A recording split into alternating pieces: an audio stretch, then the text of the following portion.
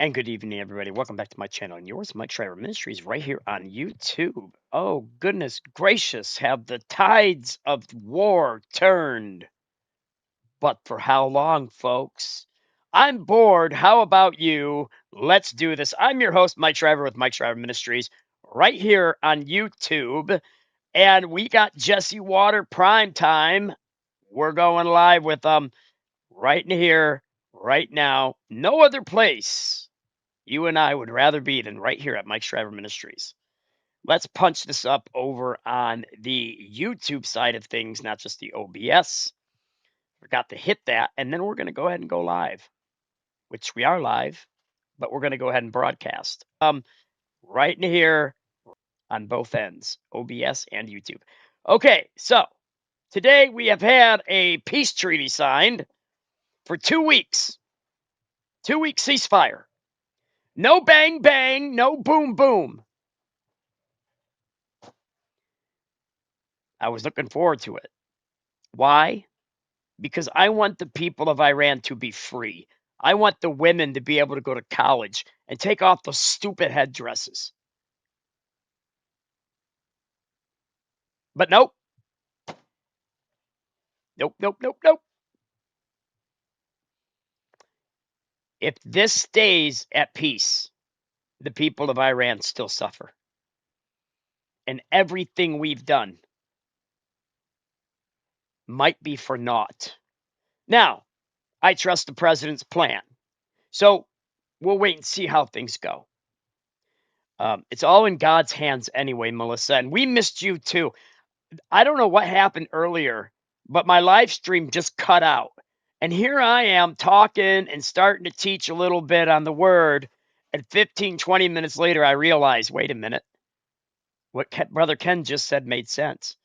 Everybody come back. So I'm sitting here preaching to myself. But sometimes we need to hear the word instead of just giving the word, right? You got to recharge your spiritual batteries. But listen, I'm on fire. I love doing this. And so let's get to it. We're going to talk Jesse Waters primetime right now, the whole episode. No interruptions. No, at least on. I don't have to keep switching clips. I got the whole thing. So let's go. Are you bored? So am I. And right here is the place to be because, well, there is just no other place on YouTube to go. It's the best place, right? Because of the people, not me. I got the best moderators out there. Oh, shut your impeaching mouth. Alert, we have a deal for now. The U.S. and Iran have agreed to a temporary ceasefire subject to the immediate opening of the strait. Hey, Lucas I got that guy. Tomlinson is in D.C. with the I latest. love moderating. Lucas. Jesse, Iran had been given an ultimatum by President Trump to open up the Strait of Hormuz by 8 o'clock tonight or face the destruction of its power plants and bridges. It appears Iran has accepted President Trump's terms. The president announcing on Truth Social in part, quote, I agree to suspend the bombing and attack of Iran for a period of 2 weeks. This will be a double-sided ceasefire. The president's 2-week ceasefire contingent on Iran allowing ships to pass through the Strait of Hormuz. Moments Welcome ago, in, Iran's Lazy. foreign minister How you says doing? he will accept the terms laid out by President Trump in a deal brokered by Pakistan. Quote, if attacks against Iran are halted, our powerful armed forces will cease their defensive operations for a period of 2 weeks. Safe passage through the Strait of Hormuz will be possible. Israel Hopefully reportedly halted its this attacks on Iran for 2 weeks as well. will be okay. Before the war began, over 100 vessels used to pass through the Strait of Hormuz each day. That number went down to an I had my average of just headphones on 3 top a of day my last headphones. month. China receives 40% of its oil through this waterway. Only 2% of those tankers ever reach American shores. Over 80%. We don't need go to Iran's Asian stupid markets. oil. So after more than a month of bombing Iran around the clock, this is the first sign, Jesse, of successful diplomacy, and perhaps the first step toward ending the war. White House Press Secretary Caroline Levin But says the rest there of are the world discussions needs it. about in-person talks, but nothing is final Revelation until announced chapter by the 6. president See thou or hurt the not White the House. oil and Jesse. the wine. Lucas, thanks a lot. Adasad, welcome in all the way from Trump Thailand. just Good got to Iran see you, cry buddy. uncle. They've been Hey, calling listen, him let's crazy do for this. making threats, Let's do but this. guess the threats worked. The strait's on its way to being opened, and Iran's I'm going promising to make you a stop moderator. firing missiles and drones. You've been faithful. The next 24 hours will be the Faithfulness test. deserves a reward. If oil tankers start sailing through, we're on our way to officially ending this and hitting the Yeah, president's but what about the 6-week Iranian timeframe. people? If That's they play games, back to bridge and power plant day. The mullahs should know better. Yeah, Their I got a economy's feeling in a it's not going to depression. last. Heavy industry like steel, petrochemicals, and their military-industrial complex have been obliterated. People were already taking to the streets during the last economic crisis, and now it's 10 times worse. All morning, we were peppering their crown jewel, Kharg Island. That's something Iran can't afford to lose. And our B-52s are already on their way to theater today, but Iran had no choice. The New York Times is also reporting China begged the Iranians to take the deal, saying their economy couldn't take it anymore.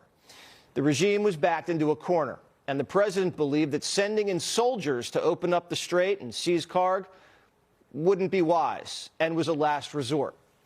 So what's next? 2 weeks of peace talks that could collapse at any point, and negotiations reportedly start Friday in Pakistan. The president's team committed to controlling the uranium. The regime's battered, their military, leadership, and their defense industrial base is basically gone. Many times, regimes collapse after the war. Iran could remain a failed rump state that violently struggles to control its population. Perhaps it's ripe for a revolution. Perhaps not.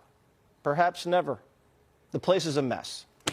For us, oil prices right now cratering, and stock futures are through the roof. If a truce holds and the strait opens, the economy roars back, gas prices taper back off into the $2 range, hopefully by the fall.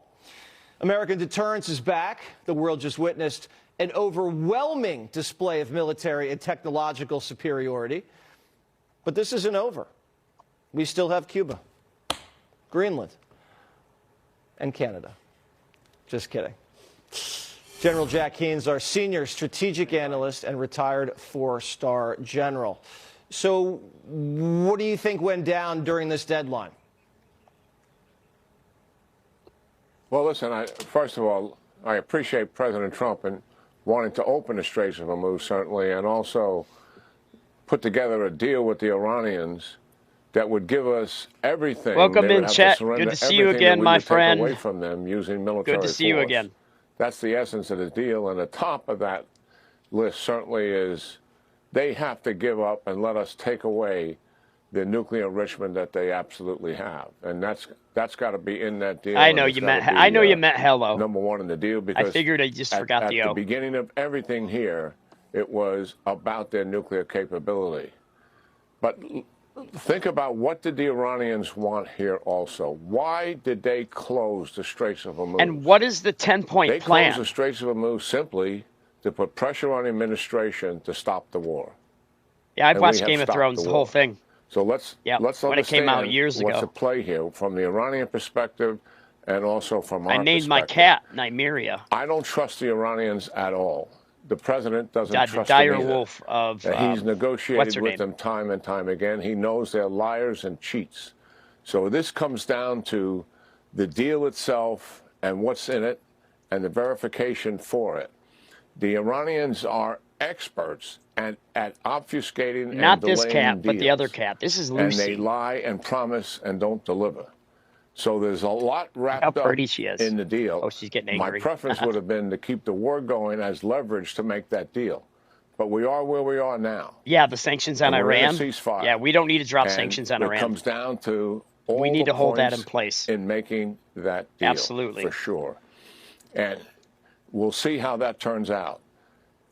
It looks like the president is getting indications from the Iranians that they're willing to concede on all of those points. I don't dispute the fact that people are saying that. Whether they actually do it is another matter, and that's my concern about this. And the president and his team knows who they're dealing with. So we're going to have to hold their feet to the fire, and if this blows up in our face, we have to have the stomach to finish this militarily. And the Iranians are counting on the fact, I think where they're coming from, delay, obfuscate, and that the fact that the Americans have stopped and the straits are open and ships are starting to flow again, that we would not have the stomach to go back and return to military operations. That, I think, is their strategy.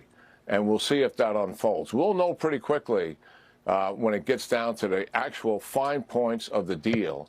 Exactly, Melissa, exactly. And the concessions they're willing to make. and we'll Yeah, see there's a what that ceasefire is. for 2 But weeks, I am everybody. 2-week ceasefire. skeptical about where I we're was looking heading for with him the to bomb the Iranians snot because I out of them. flat don't trust them, and I don't Of like course, I taking the don't like the pressure off idea of them human by chains going to a ceasefire, around which is all what they these wanted in plants. any event. They were willing to let their force the own United people States die. to stop the A war, horrible and we death. have done that. Admittedly, only temporarily, but we got to see what's in that deal. General, Iran ain't gonna it keep sounds like you think this ceasefire is not going to last. And if it doesn't last and it blows up, what do you the think cats the are U.S. awesome. military posture My should cats be? rock. Well, we have to finish what we started. The Israelis need about 10 days to 2 weeks. We're about the same. There's still lots of targets out there for the hit in the minds of military commanders. And I really do think if the deal blows up, it comes down to Carg Island and forcing either take control of Carg Island and take control of the distribution of oil, or destroy it and force an You economic just beat me, collapse. Angela. Either you take control of Carg Island and then you have the leverage to bend them to our will and actually force them Sam into Anderson. a position that we truly want. And that sets the regime, I think, on a path to regime collapse. There's no way we can know that for sure, and we've said that from the outset. You don't But think if we can get a deal, you don't if think we this? can get a deal that takes everything away that we would do militarily, that's another matter. But I'm suggesting that remains to be seen. And the president's made a decision here. We got to play it out to see what happens. You don't think this could be a misdirection on behalf of the administration to take Carg or deploy a more aggressive option? Because they might expect the Iranians to cheat. Well, listen, this much I know. The president is very clear-eyed here. He knows who he's dealing with, and he knows the value of Carg Island. And in my mind, he knows full well he can take control of it or he can destroy it. And he knows it is a seminal point in Iran's future. And yes, he realizes exactly what a strategic asset that is, and he can take ownership or destroy it at will. So yes, he always has that card to play, and he knows it. Okay. The talk around town was war crimes. I didn't know blowing up a bridge was a war crime. There's been a ton of past presidents and a lot of wars that have hit bridges, that have hit power plants. How did you process hearing all that? Well, look, we know our president, right? He uses rich and colorful language, and he uses it as leverage in negotiations. And I think a lot of that was at play here. And it doesn't mean for a minute that he's not going to use maximum military force to crush this regime. He certainly intended to do that. And he had plenty of options to do. But the rich and colorful language, I think it was part of all of the leverage he was trying to achieve. And people take a literal interpretation of some of that for political reasons. I think I saw it for what it is. I saw it as the president's language as leverage in dealing with the Iranians, and that's all it was. And I don't think we're on a path to commit war crimes, not at all. Yeah, trash talk, as we call it. General Keane, thank you so much for your analysis. Some interesting days and weeks ahead. Harley Lippman, foreign policy expert and geopolitical analyst. Still think it was a mistake. So, did Iran buckle? Do you believe that they will keep the Strait open as they negotiate an end to this? What about the people? They probably will, because it's in their interest to delay and rearm, re-equip, maybe get more missiles from China in the meantime. But the real question is, do they feel defeated? A good analogy is in World War I, the Germans lost, but they did not feel defeated, and they came back to World War II 20 years later. But after World War II, the Germans were utterly and totally defeated, and 80 years later, they have no appetite for war. So the big question will come during the negotiations, and we'll find out whether they feel defeated, whether this is a ploy, as your previous guest just speculated on, to just delay and rearm, because you cannot trust them. That's absolutely the case. That's what we're thinking here at Mike Shriver Ministries. The fact that you heard the previous guest say that there was still about 2 weeks of bombing left, there were a lot of targets left on the list. And that gives us the chance to do the same. We left on the table to seek this truce. Do you have a problem with that? Or do you think this was the right choice by the president? I think it's the right choice by the president, and it just shows that he has a strategy. All the people that said he doesn't have a strategy really don't understand President Trump. He used the leverage of threats, whether he was going to act on them or not, doesn't matter. This is what brought Iran to the table, which is what the president wants.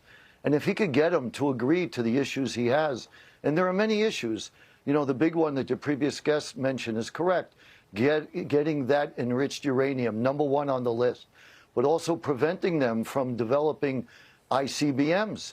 They can reach Israel now with missiles. Why are they building ICBMs? There's only one reason: to reach the United States.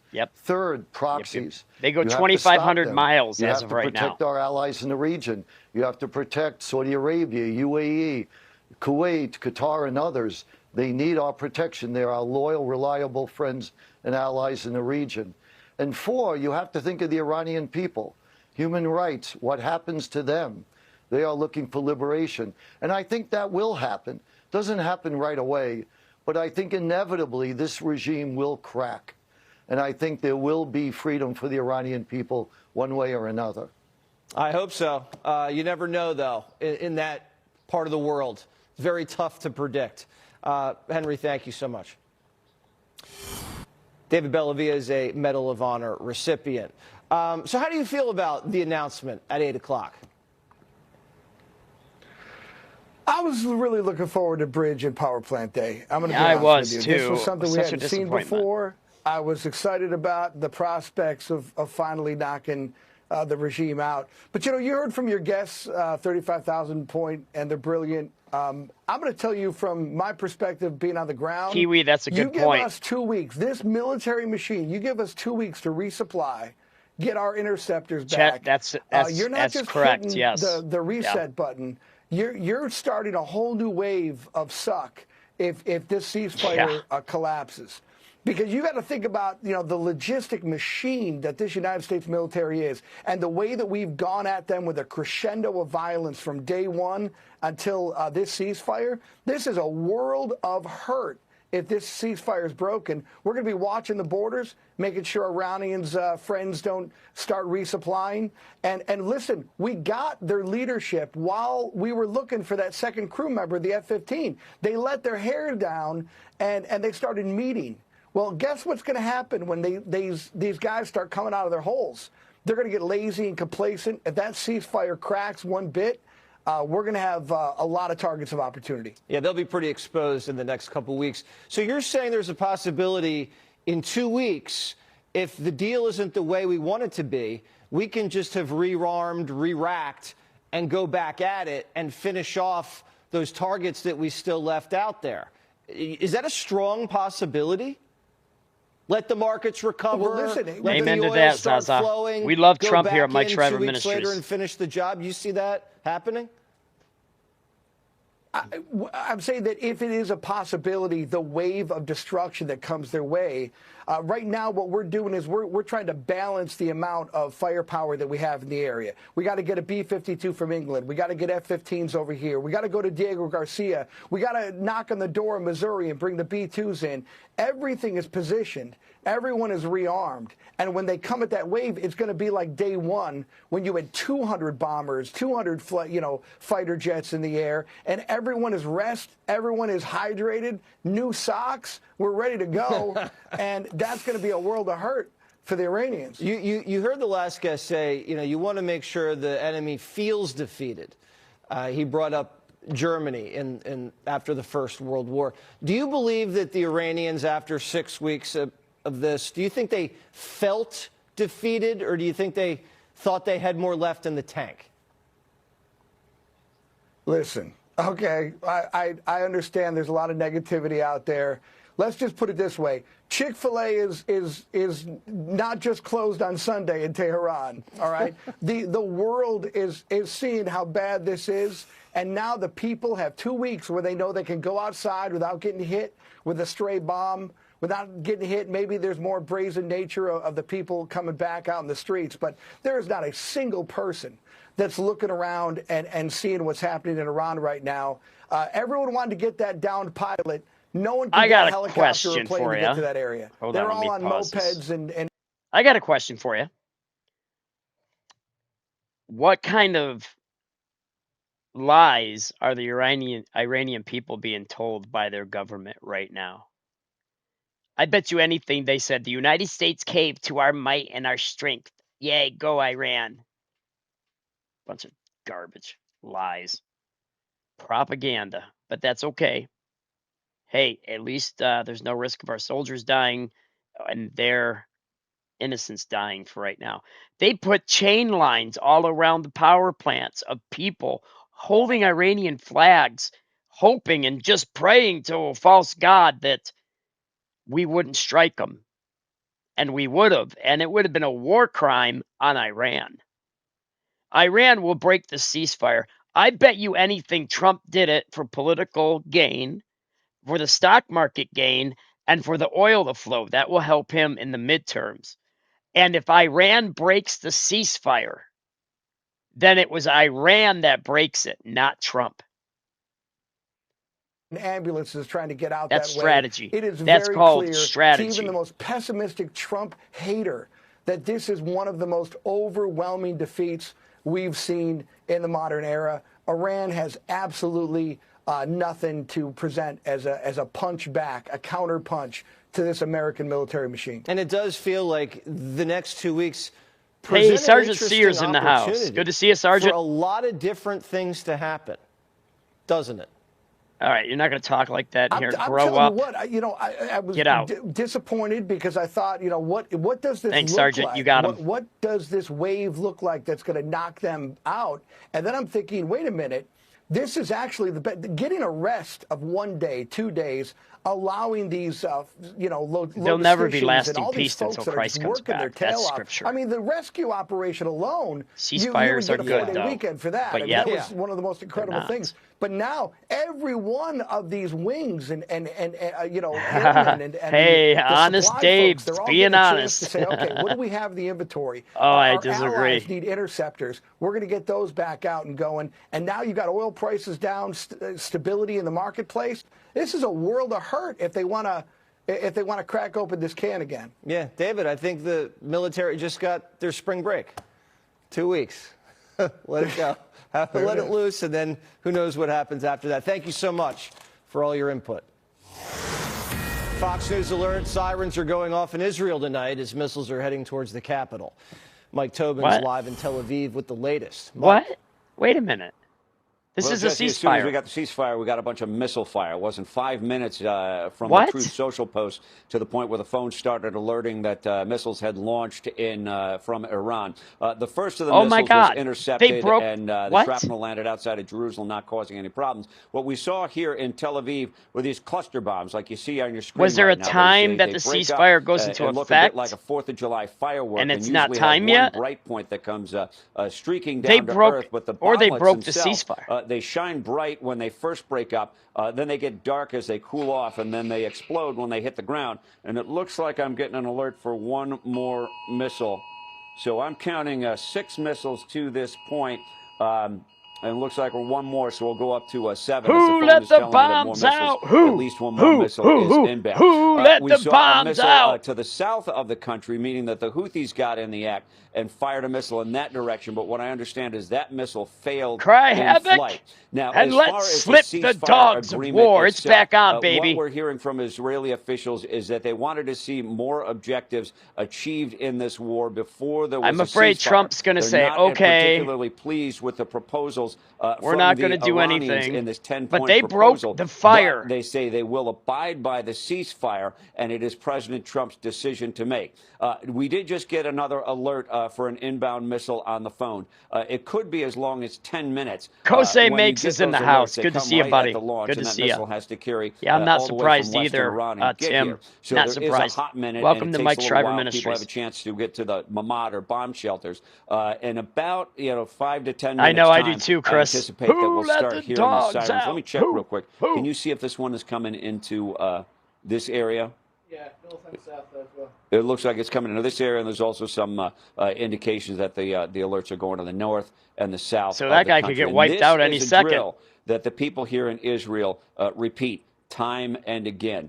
They almost treat it like a nuisance. They're getting something done. Suddenly the phones alert, and they've got to. They hear the sirens, and they've got to get to the bomb shelter. Everyone goes in the bomb shelter. They wait it out till you get the all clear, and then they come back out. That's right. We stand for the Iranian people, right? Is that what you're trying to say? With lethal consequences. Yeah, Even get him out of these here. He's going to be a cluster bombs, jerk when they come down anyway. with the bomblets, that's got about 10 pounds of explosives, and if you're close enough to it, it sends shrapnel in every direction, and we've seen people killed by these bomblets. With the more traditional warheads, they get intercepted in the sky, and you get a great explosion in the sky, but you still have the remnant of that rocket that comes down, and people have been injured by the shrapnel or the wreckage of the rocket. But, Jesse, right now the situation is we're just waiting for it to see where exactly this latest missile is going to come. I anticipate that here in Tel Aviv we'll start hearing the siren in a few minutes, Jesse. Yeah, keep your head on the swivel. Stay Wow. safe, Mike. Unbelievable. We'll be back to you soon.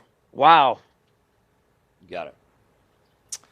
Let's go over to Cliff May, founder and president of the Foundation for Defense of Democracies. And I bet you there's still so people all around issue. This those ceasefire was announced chain over humans. an hour and a half ago. Missiles are still flying from Iran to Israel. Are these like guys that aren't in the chain of command, or is this just more Iranian mischief? It could be either. It could be both at the same time, no question about it. Look, I think it's not a bad thing to have a ceasefire, give our pilots some time for a little rest and relaxation before they may have to go back. But this regime always thinks that they are, and they're right about this, that they've had much more success on the battlefield of a negotiating table than on a kinetic battlefield. They've been smart before. But President Trump, unlike his predecessors, particularly President Obama, is not likely to say, you know, a bad deal is better than no deal. I don't think it goes that way. I also should mention, Jesse, and this is an important point that people miss. People call it a war of choice.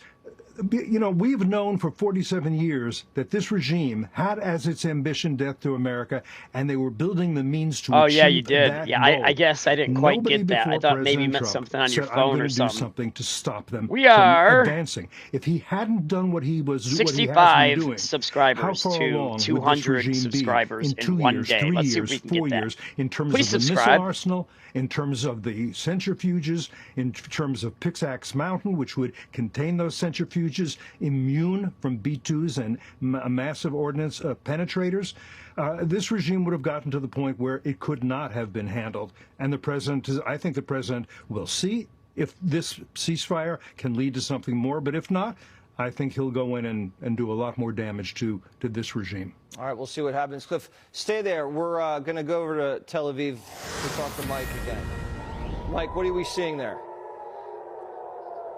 Well, Jesse, as anticipated, the sirens are now wailing over Tel Aviv, indicating that another missile is inbound. And it looks like those bright lights in the sky. I agree with you, Sam. Go for it. Take out the power plants. And I bet you they didn't remove the human shield they had around each of the plants, it's too. always quite dramatic. They're probably still sitting there. When you see they those never went home. interceptors going after it. And Perhaps. these ones might disappear behind our building here, and we're going to lose sight of them. But they're still quite lethal and coming into Tel Aviv. And I didn't see they're bombs. an interception in this case. Should be able to hear it in a Yep, second Doom or Turkey, so. so much for the ceasefire. And it's still quite lethal As when Shakespeare there's an said, interception. cry Most havoc of and what let we see slip out the here dogs are of those cluster war. bombs in recent days. But when you get a conventional warhead with that powerful explosive, obviously you hope that the interceptors can get it. And the interceptors are about 90% effective, but that means 10% get through. And those conventional warheads we've seen are quite powerful. They leave great craters in the ground. Still waiting to hear the impact on this one, which should come any second. But we saw 2 lights in the sky. Oh. There. Oh, and there was another flash off in the distance there. Thank God we're in the United States. So there's quite a big explosion. So that sounded like more of a conventional warhead that got through. I can't really tell you if that was an impact or an interception because we lost sight of that one. It's Jesse. crazy. Yeah, Iran says we'll do this, and then how long does it take for an Iranian missile later to travel to Tel Aviv? What did you say? I'd say about 10 minutes usually. 10 minutes? By the time we, about 10 minutes from when we first get the alert till I'm hearing more impacts off in the distance from when we first get the alert to when the sirens start wailing. All right, well, maybe the remnants of the Iranian regime either didn't get the memo or they did and they don't care. So we'll obviously keep a close eye on that. Hopefully it's the We'll second. be back to you soon, Mike. Thank you. Let's go back to Cliff May. Do you have confidence in this 2-week negotiation that the Iranians are going to say, okay, here's the uranium, we promised this, that, and the other thing? No, of course I don't have confidence they won't do that. I have confidence that they'll lie and they'll cheat. This is a regime, or the remnants of a regime, keep in mind, that said, we're not negotiating with President Trump, but they were. This regime said, we're not going to agree to a ceasefire. It's either an end to the war or it's nothing. But they've now agreed to a ceasefire. They will lie, they will cheat, and they'll take pride in it. One thing that may be good is this is not the A-team. We've eliminated the A-team. So this is maybe the JV team that we're dealing with at this point. And maybe they're also scared at this point a little bit. The true believers, they are not frightened about getting killed Prince because Reza they believe Pahlavi that's good because they have a supposed to be the one, I guess, that theology they're that working wants with. death and destruction. This is very hard for us to understand or I imagine. know, Rob. But as you I get agree. further Robert down Fisa, in I in agree with terms of you those who have been 100%. sitting on the bench for a while, maybe they think, I'm not quite sure Allah wants me to do this. How come all my bosses have been killed? Look at what the American military machine has been able to do. Am I sure that I want to persist? But it's very important that the president make clear if he does not get his demands met, he will continue with the kinetic measures in order to collapse this regime and give the people of Iran a chance to have decent leaders in exchange for them. Let's not call them the JV team. That's what let's hit that subscribe button, folks. We cover the war and we get into the Word of God as well every day, 10 to 15 times a week, if not more. Bad mojo. Cliff, great to talk to you as always. We'll continue to monitor the situation. Thanks, Jesse. Scott Mann's a former Green Beret and founder of Task Force Pineapple. How are you feeling right now when you heard that there was this announcement of a 2-week ceasefire? How'd you feel?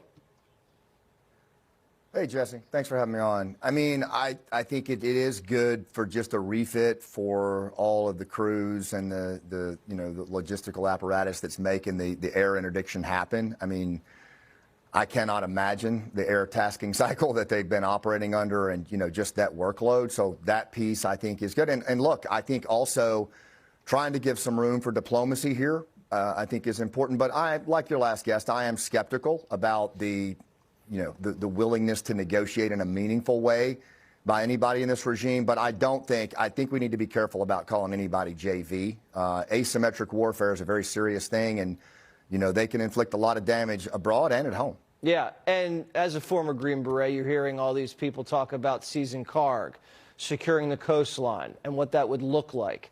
How challenging of an operation is that, to not only take it, but to hold it? I think it's the holding part that you're clicking into there that probably is the most daunting, particularly, I mean, if you just take a page out of what's happening in Ukraine and look at the migration of drone technology and precision strike with just off-the-shelf technology and tactical munitions, what they would be able to do to attrit us in trying to hold that kind of key terrain and that kind of a choke point. I mean, you're looking at a really, really tough scenario, and you would have to push them back in a major way. Look, I think the thing that it comes down to is whether or not this surgical strike air interdiction is going to bring them to a point of concession. We need to bomb them usually in come down to some absolute kind of ground submission. force. Air interdiction's great. Surgical strike is great.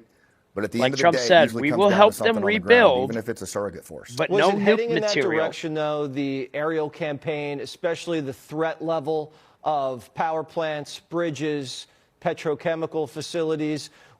Was that starting to really scare whatever's left of this regime? Did that force them to come to the table? I mean, I don't want to presuppose, because I think that the instruments of power are doing exactly what they're supposed to do. And I think that they've definitely got a target deck here that they still have in front of them. That Parking they can lot, continue Angela. to Yes, work, I and it's agree. going to have Parking a lot. profound effect on the regime and the Iranian people. I guess what remains to be seen is, will it be enough to get them to actually come to the table in a meaningful way, or will they try to hold on and just, death by 1,000 cuts using asymmetric warfare, which they've proven that they are willing to do.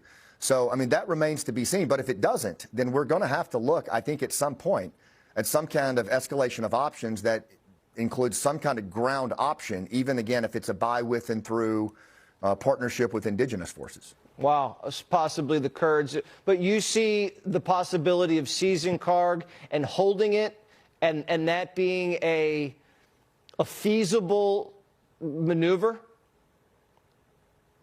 I think holding that kind of terrain would be an extremely difficult thing to do. Extremely difficult. John And Gibson, I think how that's you doing? part of the Welcome dilemma right now, right, in how we come at this is holding terrain like that, particularly with the mass migration of technology for surgical strike using drones and other forms of asymmetric warfare. You're looking at a real problem set here to hold that kind of ground. So I think that we're trying to resolve this with air interdiction in an air campaign exclusively, and we've still got plenty of more targets to hit to see if that will do that. Yeah. Well, Iran just broke the ceasefire, so Thanks so much hopefully for Trump joining will us. We start really bombing appreciate them it. into Thank you for your submission. service. More primetime coverage on Iran straight ahead. To remind you that 60% of sales on Amazon come from independent sellers.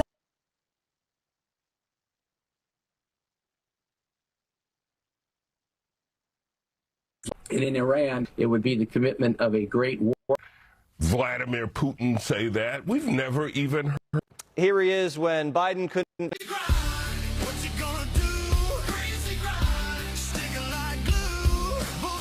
Okay, this is interesting.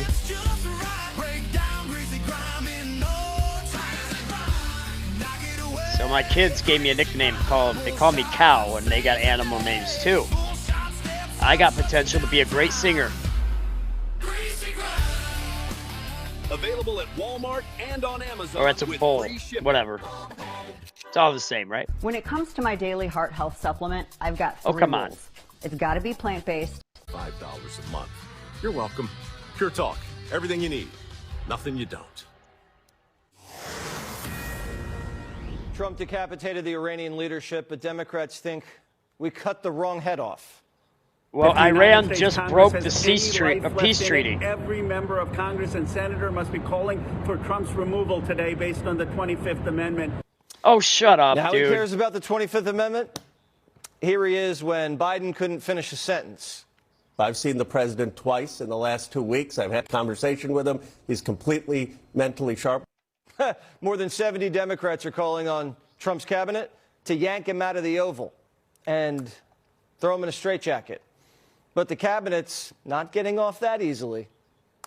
As a chief enabler of this illegal war, Pete Hegseth is responsible for directing this insane military action against Iran. That's why I'm introducing articles of impeachment against Hegseth for repeatedly violating his oath of office and the Constitution.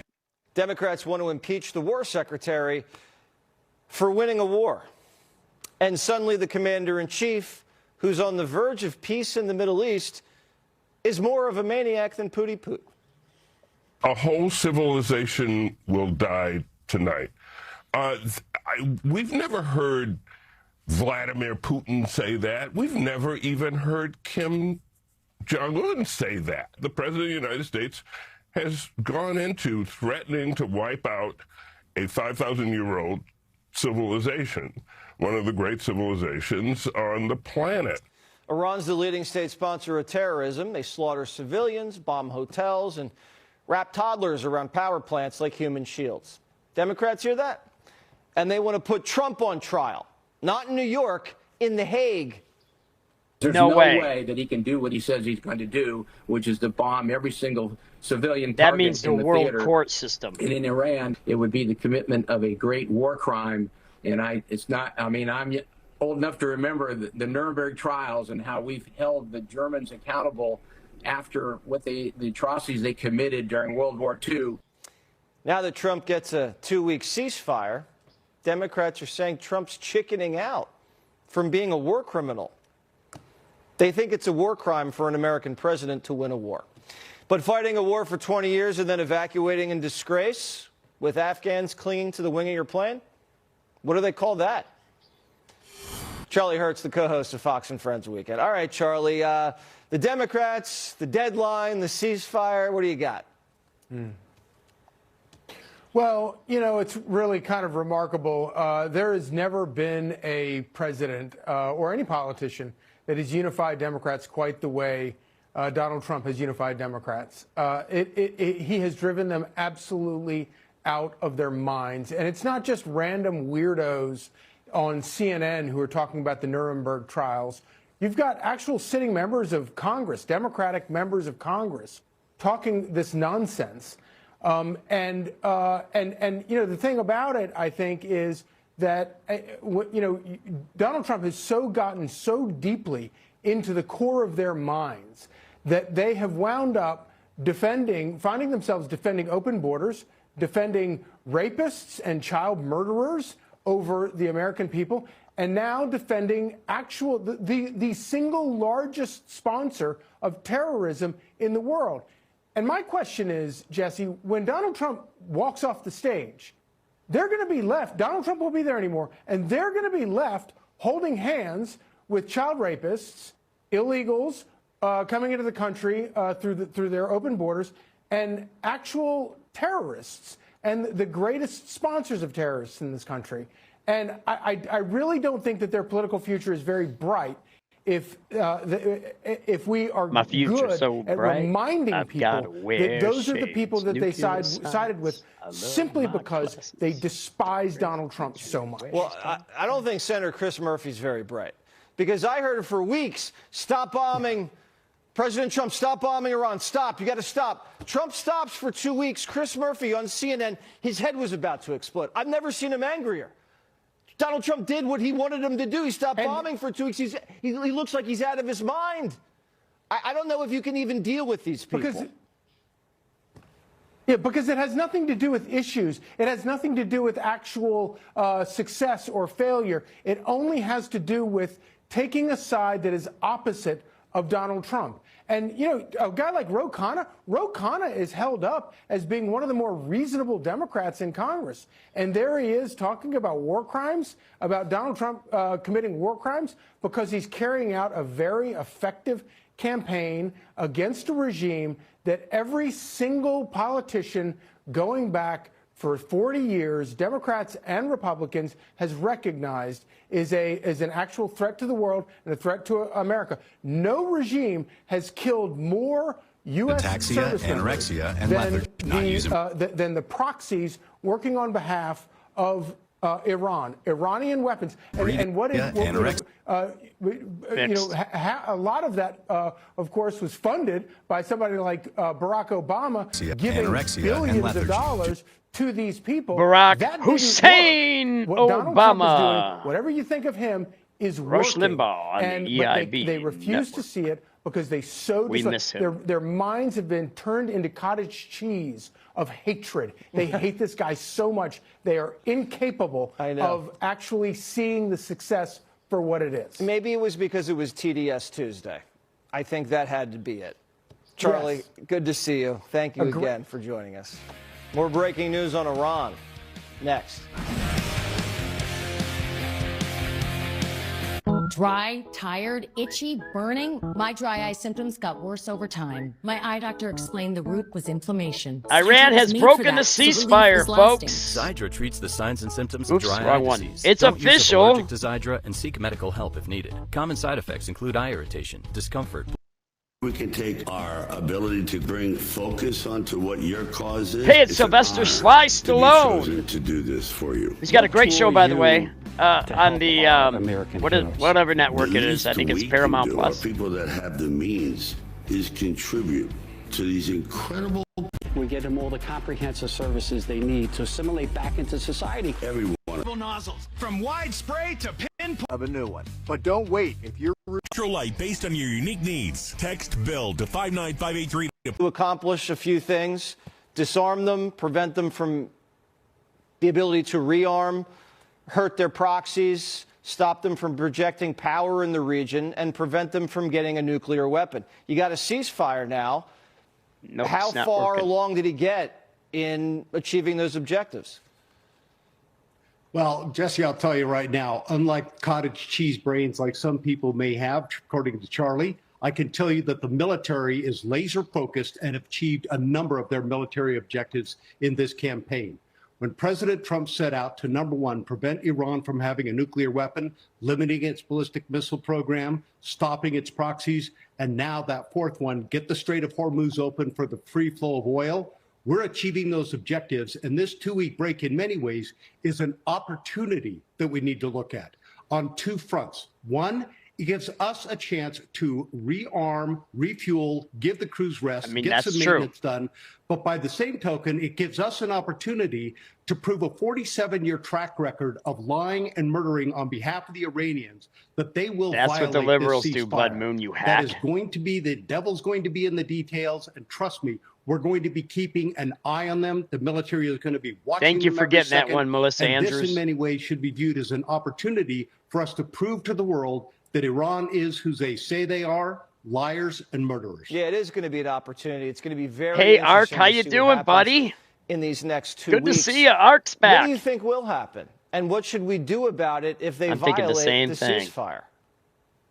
But hey, I think it's very simple, Jesse. We need to make sure that when they violate the ceasefire, we have crystal clear proof of doing that. We share that with the world, and then we stop the ceasefire and we go after them. We go after the leadership again, what's left, whether you want to call it the JV team or if you want to call it the second tier. The fact is, step up into a leadership position, give an order, you die. We will hunt you down, the Israelis will hunt you down, and we will continue to degrade the infrastructure throughout the country that allows them to project power out from their shores so that we can ensure the Strait of Hormuz gets open and stays open for the free flow of oil and for freedom of navigation.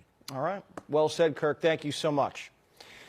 Robert Greenway is a former National Security Council senior director and an architect of the Abraham Accords. Tell us a little bit about this, the 10-point plan, the 15-point plan. What are the Trump administration and Iranian negotiators going back and forth about specifically? Well, thanks for having me, Jesse. I think what we know right now is not very much. What we do know and hear from the Iranians is that they think they've agreed to an agreement that's going to allow them to continue to enrich uranium, to see the withdrawal of U.S. forces from the region, to see reparations paid, sanctions relief, and UN Security Council resolutions from being dropped that are standing against them, everything but a Red Ryder BB gun. And I think they're going to get none of it. Right. And in the end, I think there's no leadership left to agree to, and I think the ceasefire will break down. And we've seen missiles already launched just in the last minutes before it's supposed to take effect against Israel. And I think that tells us all we need to know. But the president has got us here masterfully, and I trust him to get us out. And in the end, the 2 weeks is a good faith gesture. And if they fail, we'll resume the campaign as we had started it and bring it to a rapid completion. What will that completion New poll look up. like? Have you all subbed yet? Like they're serious. We're approaching 200 Baghdad-Bob-type statements. Subs in less than 24 hours today. If we can get it's 65 it's hard to more. even really deal with these people. In 2 weeks, if it's been violated and we knock off the rest of the target deck, then what? Well, if we make it 2 weeks, the president will have achieved the tremendous They've already victory broke in the bringing the world's ceasefire. largest What are you talking terrorism about? and 47-year adversary of the United States to its knees. If they fail to keep the straits open, which I think is very likely, then the president resumes the campaign and removes the remaining capacity to threaten its neighbors. This is the important point.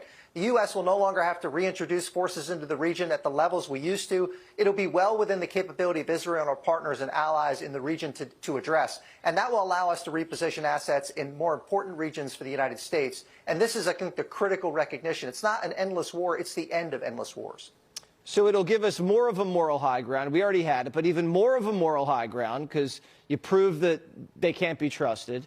And you're showing the world that they're screwing around with the Strait, and it gives you the opportunity to rearm and finish off the job. Do you think that's what the president's considering here? Or do you think he honestly believes he can get a ceasefire in 2 weeks that'll be lasting? I think the president knows he's going to get his objectives either way. It's just a matter of now or whether he might have to wait 2 weeks to get it. And I think, too, now we have, with operations in Venezuela and Iran, we've demonstrated U.S. control over the global energy market, which restricts Moscow's access to export revenue and their ability to prosecute the horrific war in Ukraine. And it also constrains China's access to their chief dependency, which is external energy. And both things are critically important because it establishes the president's dominant position here and puts us in a unique capability. That's a great way to look at it. Thank you so much for joining us. Really appreciate your input. We'll be right back.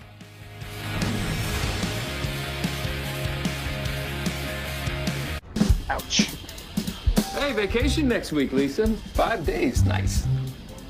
Big win for your alma mater. Doctor, energetic. your price today. Well, it's about over anyway. Doctors say having a medical emergency kit is like having an urgent care. Okay, moving on to another video. Let's go to another video.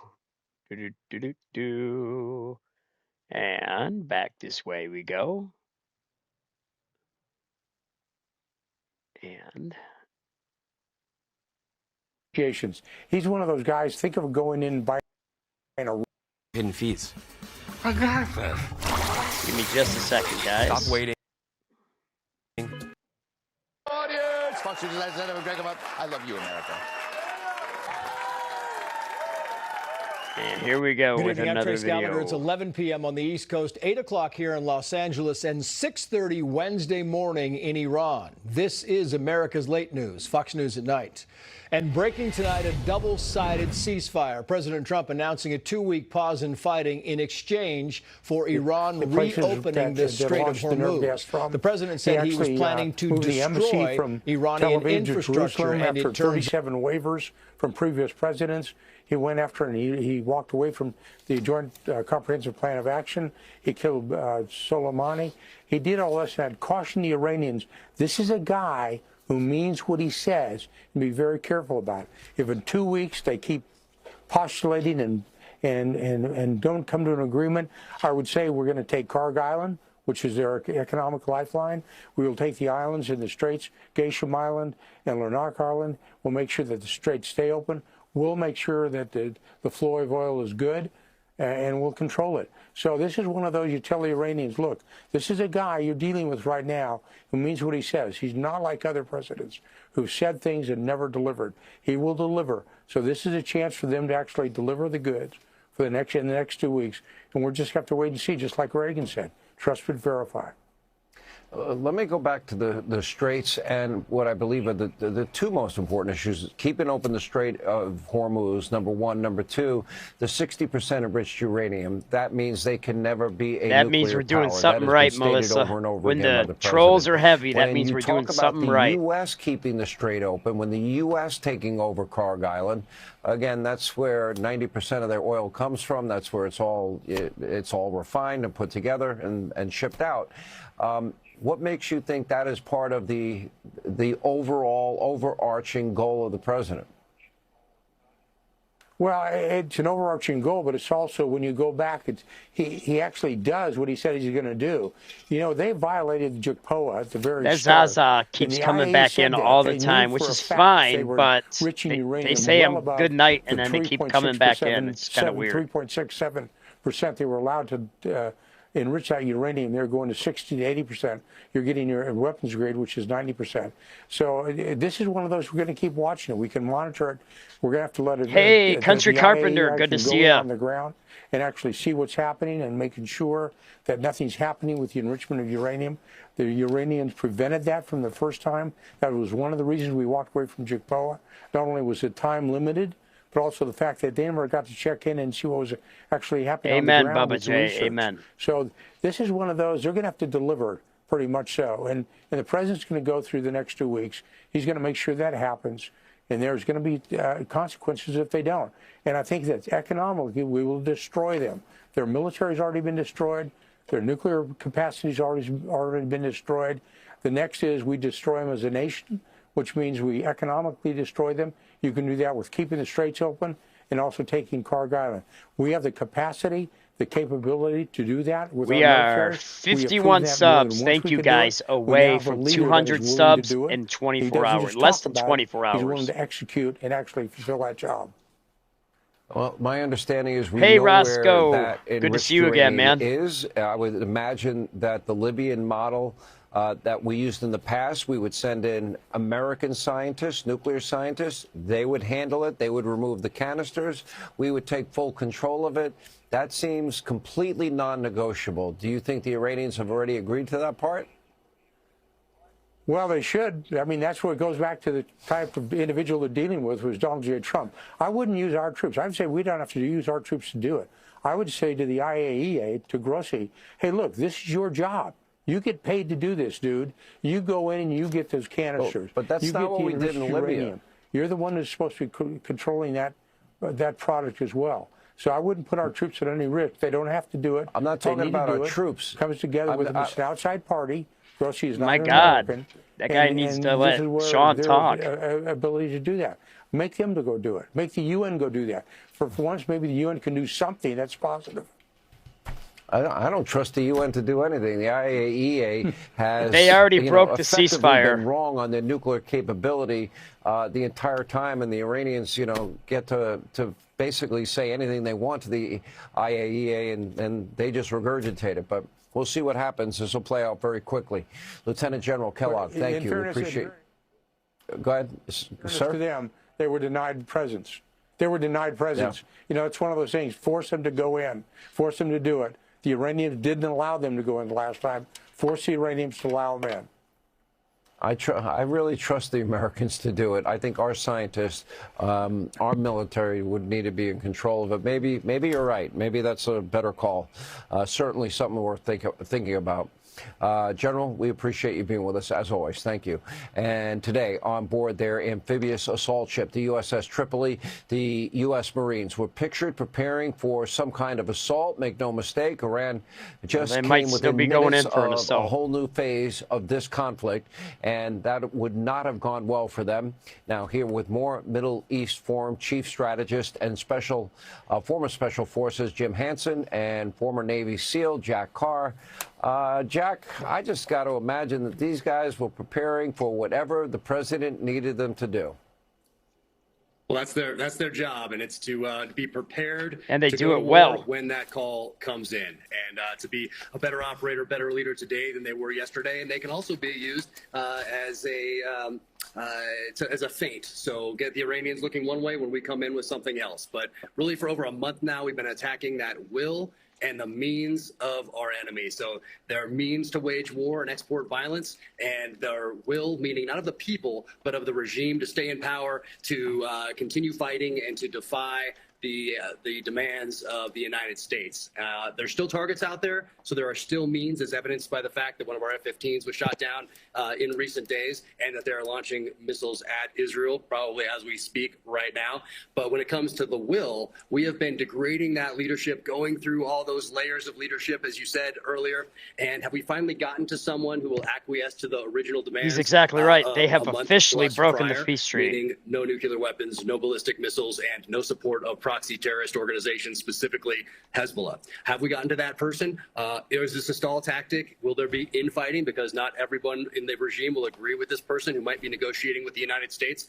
Is this just rest and refit, which works for both sides? And what did they learn from the rescue mission over the weekend? That was a clear message to our American servicemen and women that we will come and get you no matter what. Also to our allies and to our enemy as well, as to what our capabilities are and what we can accomplish. So there are a lot of things in play right now, but this does give the administration some breathing room to now negotiate to those original breathing terms. room. Earth, Hitler, 1938. Jim Hansen, what did the Iranians learn from this weekend? It seems like they would have learned something. We need with breathing 14 room, bunker buster bombs with Midnight Hammer.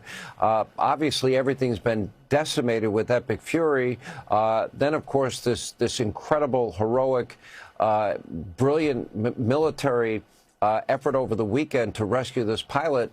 The Iranians have to know that they're being beaten and beaten no, I'm not an badly official here. captain in the military. That was my Star Trek Online handle for the game, and I just stuck with it. My last name is Shriver, but I've never been official military captain. And that's the calculation they're looking at right now. We proved we can and will crush them. And it's kind of interesting, the same deal's been on the J-Rock, table I love for it. this entire time. Oh, that was all right. Now they're going to go ahead and accept it. Oh, well. What changed? What changed was President Trump threatening to end the Islamic Republic completely. And I think that was an eye-opener. They believed that was kind of funny. And they should believe him.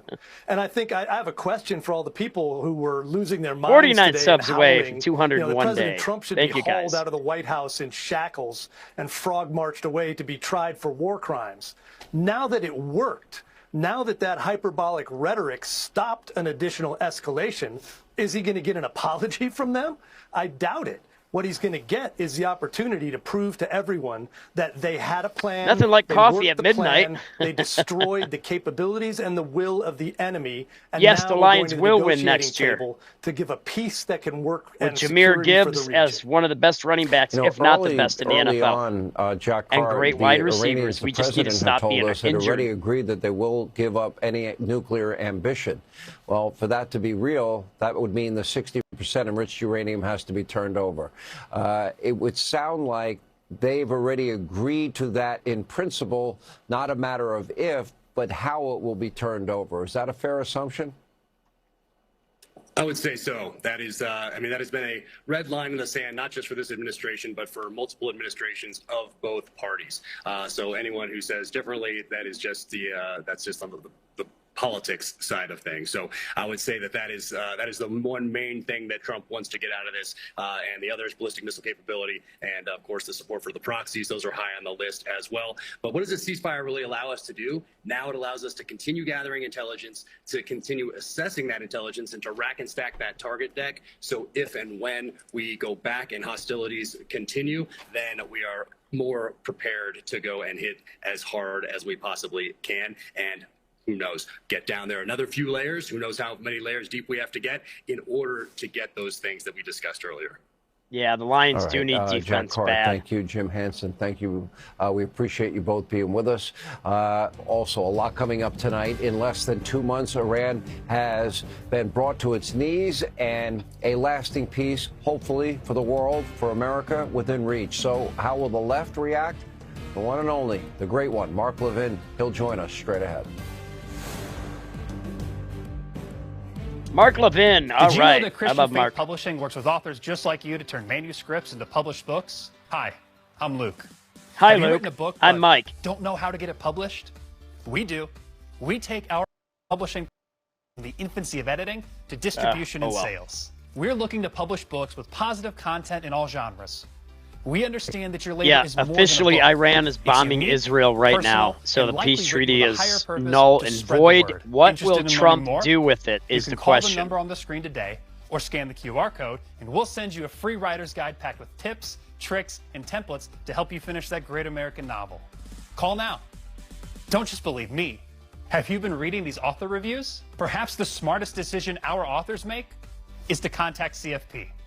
If you're ready with a manuscript and want your book reviewed, Contact us today. Call for your free rider's guide or scan the QR code now. 833-554-5729. That's 833-554-5729. I just got rid of that Hawaii guy. He's gone. I Empire totally Today's deleted him. gigantic 75% off Or banned sale. him. That's carpet, hardwood, tile, and vinyl. 75% off. Schedule now. 5-8-300 Empire. I haven't heard that commercial since the 80s. Yes. And swiping. That was so cool. Lost spring break. I grew up listening to that like in 1987, 1988, and I hadn't heard it since way back then. Like, wow. No reservations. Okay, I got excited Latham's over a commercial. I get it. tools are It's weird. Durable for any climate. Can be Especially installed a carpet in weeks, commercial. Not months. And have Well, we hundreds of should be designs, carpet bombing sizes, Iran right and now colors because they to already choose broke from. this For peace 70 treaty. years, Latham What do you Pool has guys remained think the gold Trump's going to standard in do? bringing Do you think backyard Trump is going dreams to to life. start just Our going pools at are him easy to again? care for, Or won't is stain Trump or going to crack, say and something never like, require well, it costly was just a surfaces. rogue group that And with started flexible firing financing missiles. options, your We're going to give dream is peace a within chance. reach. And with our crystal finish, you can bring your favorite exotic watercolor and shimmer right to your own backyard. Why would you like to know It's my real never name? too early to start planning for a lifetime of memories. Visit lathampool.com now. Oh, my last Latham name's is a Shriver. proud sponsor That's all you of need to USA know. Artistic Right? Swimming. They were the blueprint for football greatness. Now it's time for the next generation to show the world what they're I got a made bad of. feeling about him. He's out. The NFL Draft, April 23rd through 25th. April 23rd. There it is. Jared Goff is awesome, too. The White House is still confident. Get the latest developments from Trump's next We're not confident anymore because we're getting bombed again already. Hello, welcome to T-Town. Like man over 40 everywhere. These guys experience a drop in testosterone. Don't worry, it happens to all of us. Not all of us. Some guys took my advice about how to boost their testosterone, and some didn't. This guy got the message loud and clear. Oh, yeah, That's there's right, no doubt Eugenics about total that, Sam.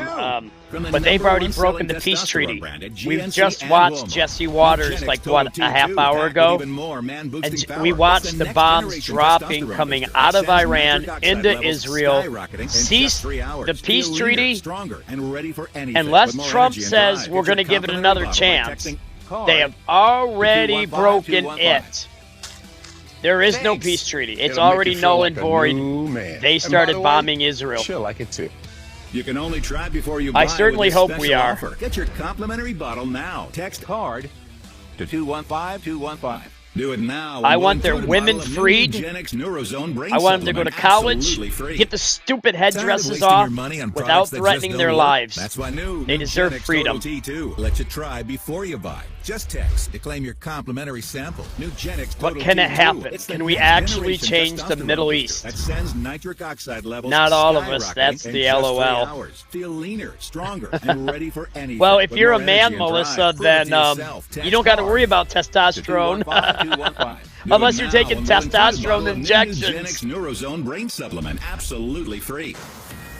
Hey, we got to have fun, right? This is a Fox News alert. Only moments after President See? Trump announced a ceasefire in the Middle East, Iran, in fact, launched drone and missile Cry attacks havoc against and Israel let slip and other the nations dogs in the of Middle war. East. So that aggression. Yeah, does and you're an beg the idiot. Get out of question, my channel, you can hack. Iran be trusted? All right, here with our continuing coverage, we call him the Great One himself, the host of Life, Liberty, Levin. I told you Mark the Levin is ceasefire's with been us. ruined. I guess the party line is that the message has not gotten down. 48 subscribers from 200 in less than a month. Missiles. Or I'm sorry, less than a day. I find that somewhat Less than a day. questionable, 200 but, subs. you know, 48 let's see more. how that plays out. We'll know more by, I would say, the end of this hour or midnight tonight. Mark, I also have to go to the heart of what has to be a part of this deal. The Strait of Hormuz cannot be controlled by Iran. They cannot put a tariff on any ship that passes through that strait, number one. Number two, they cannot have 60% enriched uranium. The president has been unambiguous. He has been crystal clear. That has been the main goal from the very beginning. Under no circumstances do I see the president allowing them to keep that 60% enriched uranium. What's your thoughts? All right, I think there's some fundamentals, some truisms here. Number one, thank God Donald Trump's president of the United States. I love because Mark no Levin. I president think he's would fantastic. have done what Angela, he's do you done like and Mark what he's Levin? doing. Or None. you might be helping None, your husband period. right now. It's that time of night. And that's my fear. If we're going to have some kind of deal, Come on, guys. Donald 48 Trump new won't be around subs. forever. We'll have 200 in less than 24 hours. That it's enforced. That's number one. So I trust him. Number two, I don't trust the enemy. The enemy has shown for half a century that every deal it signs, it violates. So what's going to be different this time? What's going to be different 4 or 5 years from now? Number three, everybody says we don't want regime change. Okay, then we're not going to have regime change. So what does that mean? Well, the regime still exists. Maybe not the top 3 tiers, but the fundamentals are still there, and some strong man will rise to the top, as they always do. So that's a question.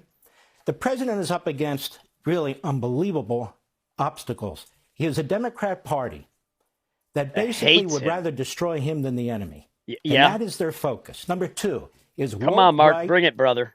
Self-aggrandizing so-called influencers that are used by the media to attack him and to try and undermine his base. Number three, his base is solid as a rock. 100%, 92% That's right. are with him. That's the Republican Party. But there are other issues that nobody's talking about. And Mike Shriver Ministries right here on YouTube. Because at some point, somebody's going to have to talk about it. What do we do to enforce whatever it is we agree to? How do we enforce it? Are we going to have a rearrangement of our military? We're going to have another base there? But how are we going to do that? Number three, what about the people of Iran? What are we going to just leave them there? There's nothing that we can do and we're going to wash our hands over that? They will torture their people as soon as the United States fleet pulls out of the Persian Gulf and wherever else we are. What about the proxies, Hezbollah? I was reading these statements. Hezbollah has killed more Americans than Iran directly. Hezbollah is Iran. Hezbollah is firing missiles into Israel by the hundreds still. And here we have a ceasefire that they've already broken. And so, yes, the argument will be, well, they don't have control of this and control of that. Oh, here's a good one, Melissa. Control of this and control of that. How do we even enter into an agreement? There's a lot of complicated issues still on the table. I trust President Trump. I know his heart. I know he wants to do the right thing. I know he has Lilliputians who are telling him to do something else. I know he has other advisors Ceasefire's telling broken, him to do and that else. ain't no joking. He's the That's most how you guys would say that in the South, right? understanding, Joke in, not competent joking. of the bunch. And he's the president of the United States, and his instincts are very, very good. But I would say this enemy is still the enemy. Come on, brother. They're still surviving. Tear it up, Mark. Their military may be destroyed. Amen. But the communist Chinese will still help them. Oh, yeah. The Russians will still help them to Totally. rebuild. And so this thing's not over. And It's it's not just that the I'm beginning. a warmonger. It's that they're a warmonger. That's it's right. not that I'm an interventionist. They're an interventionist. I agree with the president. Thank you, Jesus. We need to protect our country. We need to protect our homeland. And to pretend that this enemy hasn't killed American soldiers and American citizens is ridiculous. To pretend this enemy is executing its people left and right as we speak. This enemy is shooting missiles into not just Israel, I think some of the Arab countries tonight as well, as we've entered into a 2-week ceasefire. What is it exactly that we are going to be able to do that the Europeans weren't able to do, that the IAEA wasn't able to do, that prior administrations weren't able to do? We agree that Donald Trump is a once-in-a-century leader. Yeah. Which means the next leader and the leader after him, they're not going to be Donald Trump. And so somehow we have to figure out how to do something that's very complicated and difficult. These are terrorists. I hope so. What makes anybody think that we're going to change their thinking? And welcome. We're glad not you're doing still with us regime tonight. change. Everybody Detroit says Lions no fan, regime too. change. Okay. Then You're the one of the regime cool people. survives in one form or another. The fundamentals survive. And so the question is, how do we keep this enemy, this poison, this cancer? I these think we're going to Islamist wait. radicals, But when we 7th-century wake up in the barbarians, how do we morning, keep them in a box? maybe Trump will decide And that's to what we have to figure out. cry If we're havoc not and gonna let slip the completely dogs of take war them by out then. because of the huge isolationist strain in the Democrat Party among the woke right. But again, MAGA, the Republicans Come on, guys. are I behind need the 48 president. new subs. But if I'm we from can't Lake do City, it because Michigan. of the political wins, if we can't do it because of I'm other about reasons, 3 hours, 2.5 then how hours are we north going of to you. keep them in a box? It can't be just peace in our time. We have a 10-point deal, and they've agreed to this. Amen to that, I just think it's going to Sam. be very, very Sam, complicated, welcome. very, Good to very have difficult. you with us. And I would say this to the President of the United States.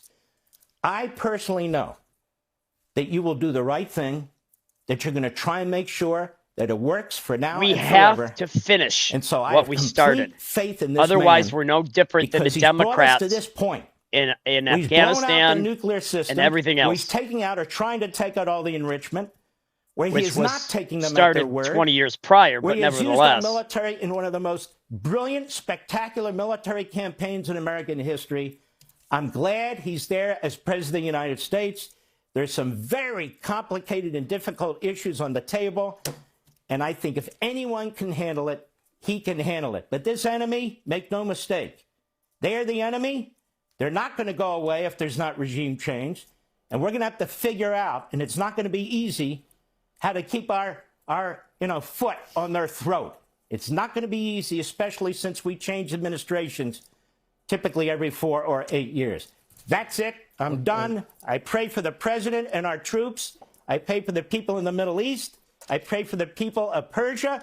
And I pray this enemy drops dead. Yeah, don't tell me How to do you shut like up that? on my own channel. You can say, can I you be kinda quiet like it. A over couple of somebody, but things, don't and tell I me to just shut get up. a quick comment I don't back go from into you, your house and Mark. tell you to Number shut one, up. we will Don't come into my remove house. any enriched uranium. I don't think that's going to be negotiable. The You president hack. confirmed that we are trying to Now, the arm lady people was okay of with that. Iran. You I was can't okay win with a that, but that revolution dude with a I was not. slingshot. Obviously, the proxies, we cannot allow them to revitalize their ballistic missile program. On top of it, there's got to be a trust and verify component of all of that. We can't stop the North Koreans, the Chinese, and the Russians from offering their technology and assistance the way they have, because they've helped them build up all of this. I don't have all the answers, but certainly that will set them back dramatically for at least a decade, as far as I can see. But it's more complicated than that. And hopefully, if we can get arms in the hands of the people, they'll take over. I'll give you the last word. We have about 30 seconds. That to me is very key. I've been talking about that in multiple appearances here and on radio. We have to arm the people, because if we're not going to do regime change, they need to have the ability to do it. Reagan did it in Afghanistan. He did it in Nicaragua. He did it in Honduras. He did it in Angola. Donald Trump can do exactly the same thing. Somehow, some way, those people need to be able to get armed and need to take their future into their own hands. And I think they will. I think with the freedom fighters against the Contras, it worked. The Mujahideen in Afghanistan helped beat the Soviet Union. That would be very effective. The great one, Mark Levin, thank you. And coming up, another day full of anti-Trump hysteria. Once again, the president proved all of his critics wrong. Every day, all day. They'll never learn, will they? Anyway, Greg Jarrett, Ari Fleischer, they are next as we continue our coverage.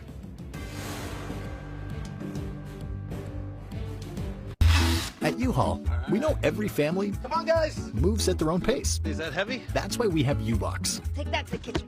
We can store it Excited about the new house? or ship it, Who's gonna get the biggest room? how and when you want it. Reserve Okay, today Kat, at you're in the road, U-Haul.com. sweetheart. Hurry! So what we could do is we can For mute huge this. savings going. So now that we have a couple commercials, should Trump resume bombing by morning? It's 12:34 in Lake City, Michigan, here at Mike Shriver Studios. And should Trump start bombing? What do you guys think? Those idiots in Iran broke the ceasefire already. They're dropping bombs like candy on Halloween all over Israel. They're firing them out of Iran and into Israel. Do we turn them into an absolute stone age by taking out their power plants? And by the way, human chains have formed around the power plants. Are those people still there? Did they ever have them go home? Are they in the freezing cold? It would be war crimes on Iran when we do bomb them, and we will. I think Trump will. They broke the ceasefire. Iran will be guilty of war crimes because they put their citizens in bombing lanes. It will not be on Trump and Hegseth. Do we start bombing? Chat, let's go. What do you guys think? Do we bomb them or do we give them a chance again? I mean, after all, you know, they're not playing fair. Sleep? Who needs sleep? It says sometimes somebody say something about me sleeping. Oh, yeah, yeah.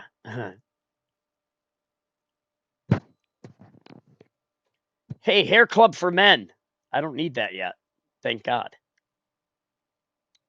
I do have a pretty bad recession on my hairline, though. It is worse, Melissa, my hair recession is worse than the economic recession of 2008. I mean, look at this. No wonder I look like the Crypt Keeper. And welcome in to Crypt Keeper Ministries right here on YouTube.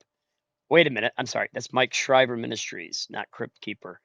I might look like him, but I'm not him. I'm not. No. Hair Club is a ripoff. I totally agree with you. Hey, it's the man. Hey, buddy, I got your. I read your comment and responded to you in my comment section, buddy. It's good to have you with us again.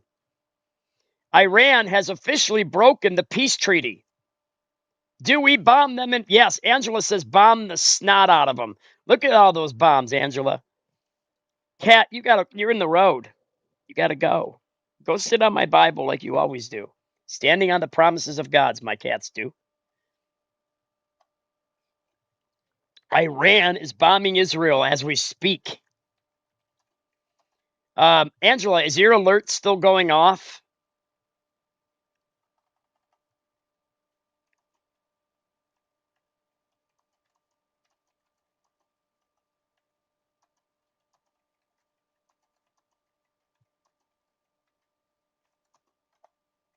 Well, I can't spell today because, you know, Lake City Education, but there we go. I corrected that.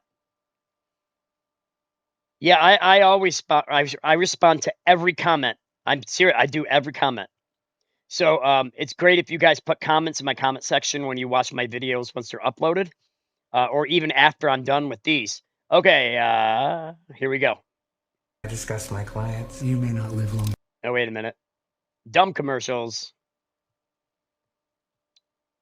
TV's newest smash hit.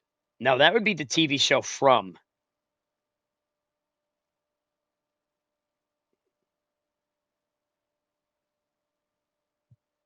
I don't know if you guys have ever watched that TV show From, but it is interesting. It's a little bit on the violent side, but it's never bothered me. Okay, now are we back? Like, come on. Seriously? We're back. Punch it, All right, Chewie. the left at Trump derangement syndrome was in overdrive today. They were accusing President Trump of war crimes, predicting that he was about to nuke the Middle East. No, he wasn't. Some Democrats even calling for the duly elected president to be forcibly removed from the office via the 25th Amendment. The same people that said Joe was not a cognitive mess. Here with reaction, Fox News contributor Ari Fleischer, Fox News legal analyst, best-selling author Greg Jarrett. Greg, if you listen to the legacy media mob, the insane radical left, the isolationist modern-day appeasers, they would argue that a bridge, a power plant, oil installations, etc., are civilian targets. I take issue with that because they are all used by the military, and they then enable the military to accomplish their objectives, and therefore they are legitimate targets. And I find the fact that they are so silent on the fact that the Iranians have only and almost exclusively targeted I was abducted by populated aliens, civilian Melissa. areas I'll like Tel type it. Aviv with cluster bombs tells me what a bunch of phony hypocrites they are with their fake, Iran broke phony, ceasefire. outrage that they always express. Those would be legitimate military targets to me. Oh, absolutely. And it's absurd, Sean, to claim that targeting Iran's energy sites and other key infrastructure is a war crime. It is not. An enemy's fuel and power sources, anything really that directly supports its military capabilities, are permissible under the common rules of war. even if they also serve a civilian dual purpose. You know, the Allies during World War II bombed German fuel plants and power structures. It crippled the Nazi war machine by 90%, halting their planes and tanks. Did it impact the civilian population? Well, of course it did. Bye-bye. But it is an acceptable tactic in every armed conflict. And Trump's critics are wrong when they accuse him of threatening Iranian civilians with intimidation. How close and are we to terror. that 200 No, by his own public statements, the president made it abundantly clear that any 47 actions are away. aimed directly at Iran's military structure and leadership, not civilians. I find it astonishing that those who falsely accuse Trump of war crimes overlook Iran's crimes against humanity, murder and torture of tens of thousands of its own citizens, systematic abuse of women and children. And let's not forget, Sean, that Iran and its proxies have killed more Americans than any other terrorist regime on earth. So this idea that Trump is somehow guilty of war crimes for protecting American lives and our national security, it's utter nonsense. Yeah. Let me ask you this, Ari Fleischer. The Japanese, the South Koreans, we have so many troops that help protect them from their enemies. Then we have, of course, NATO alliance, as the president calls them, the paper tiger. And more specifically, we have Spain and France. Great Sister Britain, Angela, which has thank their Sharia court. you. Thank you for the $5 super chat. Angela says, here's to the best commander-in-chief ever. He leaves no one behind, and he never has to be woken up at 3 o'clock or at 1500 hours to do the job. Our great POTUS never sleeps. That's right. Sleepy Joe Biden woke up at 3 p.m. in the afternoon, worked for about 2 hours because Jezebel Jill, his wife, caused the abuse. What a terrible woman and a terrible wife. Back to your regularly zones on the scheduled continent program. of Europe, Italy even, unwilling to stand up with us against the #1 state sponsor of terror. I would imagine when this is all said and done, there is going to be a thorough reexamination and reconfiguration of alliances that I believe our allies have taken for granted. Thoughts? Yeah, you're exactly right, Sean. This has been years, if not decades, in the making, and it really exposes a gap between the Western European approach to defense spending and the Eastern European approach to defense spending. The Eastern Europeans, having been under Soviet domination, they don't want to be dominated again. They spend on defense. Poland, Lithuania, Latvia, Estonia, they are allies. They love America, and they know how to fight. Western Europe, for years, for decades, has not spent money on NATO. The United Kingdom is a slight exception to that. They have spent enough money on NATO. They've been a leader in NATO, but they're very wishy-washy today. Under Tony Blair, under Margaret Thatcher, they were powerful and strong. The United Kingdom today is going wobbly. As for France, Spain, Italy, they are laggards and always have been laggards. They don't pay for NATO. Canada as well. They've been content to let America carry the heavy burden. And to make things worse, now that what we're doing in Iran to benefit the entire world is underway, France, Spain, Italy won't even give us access to the bases there. We own them. We paid for them. There's going to be a reckoning. And I think this is why Western European leaders are so nervous right now. They know they've gone too far. They put human chains around all their power centers. And so there is going to be a moment. The video is terrible to look at, knowing that they're going to be eliminated. Behind. Eastern Europe is going to become more preeminent. I don't want NATO to be destroyed. I do want it to be rearranged. And Western Europe needs to know their exactly, role Melissa. in They world should have affairs 25th amended. is continuing to decline. What's this? To the point where other nations, especially now, the United Arab Emirates, Kuwait, Bahrain, Saudi Arabia, Israel, Eastern Europe. That's the face of freedom. That's going to be the face of growth. They're insane and they don't love their people. The United States would get those people out of there. Reconfiguration. They have allowed unfettered, illegal immigration with no assimilation, on top of radical socialism, climate alarmism, and neglect of national security. And they're now going to pay a price. America is not going to spend the way it has been spending in the past, and that money's better spent here anyway, building up Getting our own abused next by a generation cat. of weaponry. So we'll watch that closely. Ari, thank you. Greg, thank you. And coming up, Florida Governor Ron DeSantis. Oh taking yeah, swift Ron action DeSantis, against he's what he is awesome. calling stealth jihad. What Jeez, does he cat. mean? You're He'll gonna join kill us me live with that next thing. It's a with the cat of 9 details. tails. Get out of here. Yeah. I love you, but you gotta go. Of course you don't go. A great podcast. It's all about great I conversation. need my mouse, cat. With the people you want to know more about, telling the stories you haven't heard about. It's got to be fun. No holds barred. And Let's mute the stupid commercial, shall we? I know my cat. She wants to kill me every moment she gets. That tail has got. She's got like razor blades in that thing. It's very dangerous. Ain't that right, Lucy Lou? No, she's named after Lucifer, apparently, according to my daughter. Which doesn't mean anything because there are people named Lucifer that are not demonic. There's probably very few, though. Why would you name your kid Lucifer? Then again, one could say, why did I name my cat Lucifer? Or Lucy for short. I let my daughter name it. She's like, okay, Dad, it's Lucy. And I said, oh, so like short for Lucifer is what you're trying to tell me? Yes. I'm like, okay, well, Lucy it is, and Lucy Lou is what I call her. Lucy Lou and her sister Nymeria, which, watch this.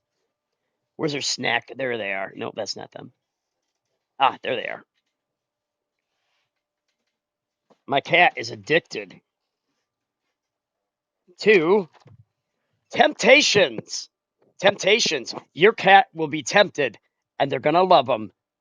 Temptations at your local Dollar General. If I had a sponsor, it would be Temptations. My cats swear by them. The one hates them. She swears she hates them. And the other one swears she's addicted to them. Temptations, right here on Mike Shriver Ministries. Okay, watch this. Here, kitty, kitty, kitty, kitty, kitty. I bet she's trapped in the family room. She does it all the time. I open that door, like, to go pick my daughter up, and she gets trapped. She's got to be trapped. She isn't here yet. I got to go rescue my cat. She's got to be trapped in the family room. It's getting cold out there. We don't heat it. Yep, there you are. I knew it. Come on, baby girl. Come on. Oh, yeah, you want some of them temptations. She's licking her chops right now. Yeah, yeah. Yes, a good girl. Who's a daddy's girl? There you go. There you go. She used to have a cat. She was upset. Yeah, yeah. It's almost like a drug for him. But the other cat won't eat them. It's really weird. Oh yeah, that's a big container. Yeah, it'll be gone in like 4 months, not 6 though, because she just won't shut up. In the morning, she walks all over me and like purrs in my ear and snuggles up to me, and she's just kissing my backside, begging for him. And I'm like, okay, fine, let me go back to sleep. And here's your stupid snacks. But you know what? That's okay. I don't get mad at him. So you used to have a cat, and she was obsessed with them. Yeah, they really, I think they're laced with catnip. Pretty sure. You ever give your kittens catnip? Oh my gosh. If you give your kittens catnip or even an adult cat for the first, they roll in it. They freak out with it. It's just crazy what that stuff does to them. Refresh though, because it might not have got to that point yet where I see it. Okay, might not have got to that point yet where I see it. Okay, it's not buffering anymore. It's completely reset. And it's everybody from. Let us know in the chat where you're from. It's always cool to see where people are from. I'm from Michigan. I know that Ty person, right? Ty, you're from Detroit. But wait a minute. Oh, okay. Well, I trust my moderators. I got the best.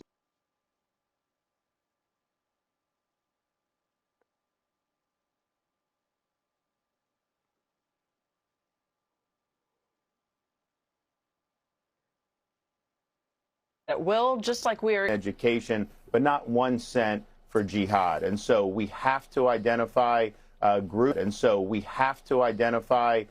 groups that are supporting these organizations. And it may not be that they're personally committing attacks, but if they're funding them or providing material support, that's something that our state has got to recognize. It's buffering. I might have to reset. And I might have to disconnect, guys, and firm ban on any use of Sharia law, not just at the state level. We don't want to end up like Europe, where they have no-go zones, where you have these little subcultures where this stuff's imposed. Oh, wait, here we go. That now is totally off the table in Florida.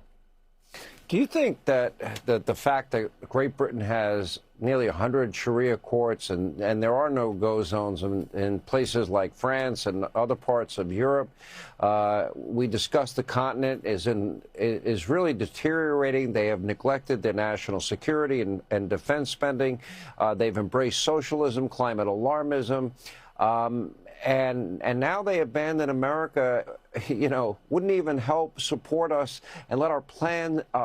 So here's what I do with my channel. I do this for everybody. I will stop teaching and preaching if that's what I'm doing, or I will stop the press if somebody needs prayer. The man needs prayer for his family. We all do for all of our families, especially during these times that are scary. So we're going to pray for the man situation. Dear Heavenly Father, God, you know the need of the man. Lord Jesus, you see the situation in the family, God. You know the intents of the hearts of your people and just every human heart, not just your people that are called by your name and chosen by you for a purpose. But Lord, you know the situation in all families, regardless of the walk. You said that you knew Jeremiah. I think it was Jeremiah. It was one of those big prophets. You said, Lord, you said, I knew them in the womb. And indeed, you have known all of us from the very time we were conceived, even before you knew we would exist. And Lord, our families are tested every day. And so, God, I ask you to intervene. But above all, God, as it says in the Lord's Prayer, thy will be done on earth as it is in heaven. And that is what we have to pray. Lord, your will be done in this family, God. Bring them peace and joy. And save them, God, from this untoward generation. And help them to see that you are the King of Kings, the Lord of Lords, the Alpha, the Omega, the beginning, the ending, the one true God whose name is Jesus.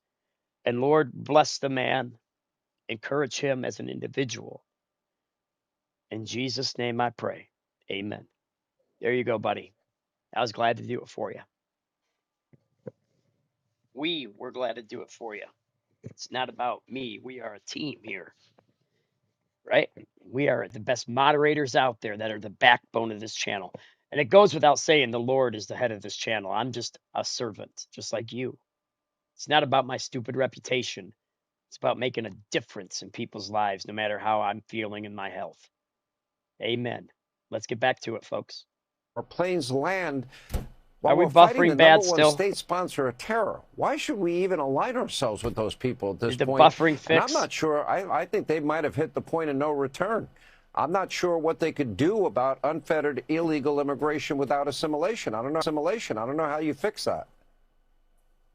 Well, they've really shot themselves in the foot. I mean, you look at like the United Kingdom. That has been our best ally historically. We obviously came from there. Our culture grew out of English culture, our constitution and laws, all this stuff. Very tight bond. But I think what they've done and other European countries have done, they've imported in mass numbers people who don't want to be British, don't want to be French. They want to take where they came from and they want to change those countries to reflect things like Sharia.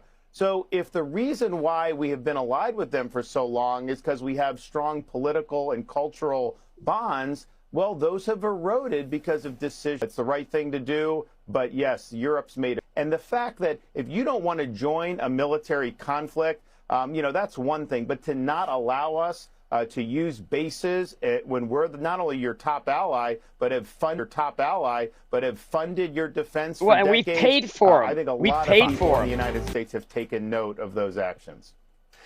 Governor, in this state of Florida, you're seeing another massive wave of migration into Florida, especially among very wealthy people. They're coming out of We California. got the 5 they have coming a up referendum next out for there y'all. that The full would episode implement next. a wealth tax retroactive to January if, in fact, it's passed in November. You see the same thing, a wealth tax in the state of Washington. You see people, former CEO of Starbucks, now living in the free state of Florida. You see Mamdani wants a 50% death tax just for New York City and lowering, the threshold from 7.5 million to 750,000. You can't live in a closet in New York City for that amount of money. So, I mean, they just keep pushing people right into our state. I mean, I'm beginning to worry that it's going to get a little too crowded here. Well, I mean, this mayor in New York, he said he's running on affordability. He was attacking the billionaires, but he wants to raise property taxes on police officers. He wants to say 750,000, which you're right. You're not living high on the hog in New York, of all places, with that. But I will tell you, this California wealth tax, I've never seen a mere proposal. It hasn't even been passed yet. I've Angela, never seen just a no screeching proposal banshee. Oh, don't spark worry. so I much got her change video in behavior. And some sound of the for folks that her. have moved to Florida, I mean, very big names, obviously massive net worth, but they want to take 5% of wealth, which is a bad No, it enough doesn't look tax. like It's any stupid, it's Jessica. counterproductive. No But they Jessica impute your Tarlov. voting Yeah. rights. So if you have shares No in a company, screeching then banshee. you have way more voting rights. They act like you own all those shares in equity, and then you're supposed to pay tax on it. Nobody is going to sign up for that. And so Florida is yet again the refuge for sanity. Can we have a political litmus test? In other words, if you come from these blue states, there ought to be a law that says you can't bring your stupid politics with you if you're coming from a blue state. Just saying. I know you can't do that, but I can always wish out loud. Governor, we appreciate it. Many wish we could do that, Sean. I will tell you that. I agree. All right, more Hannity straight ahead.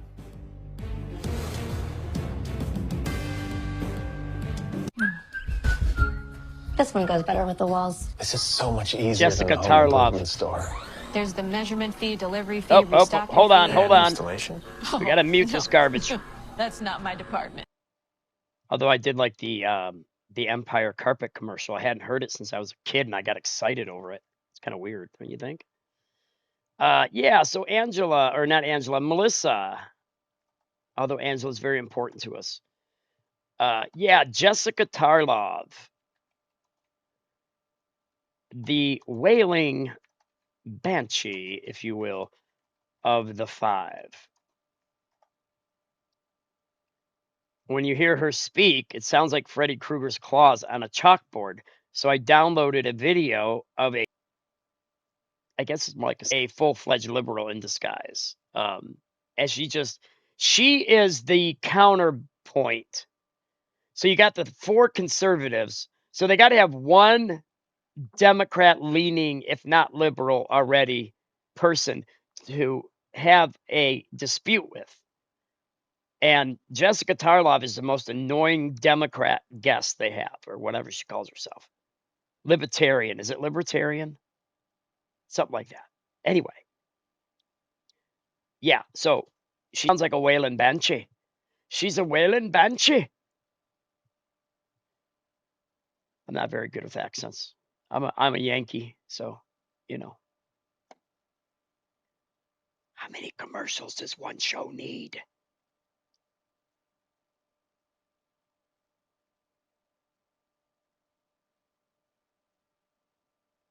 See, I'm spoiled because, like with Netflix, I don't do commercials. Why would you do commercials when you can avoid them? I get it. You know, I mean, I probably shouldn't. I really should spend my money a little wiser than. But it's better than going to the theater and spending all your money in popcorn and snacks. Plus, I worked in the movie industry for 3 years. I love movies.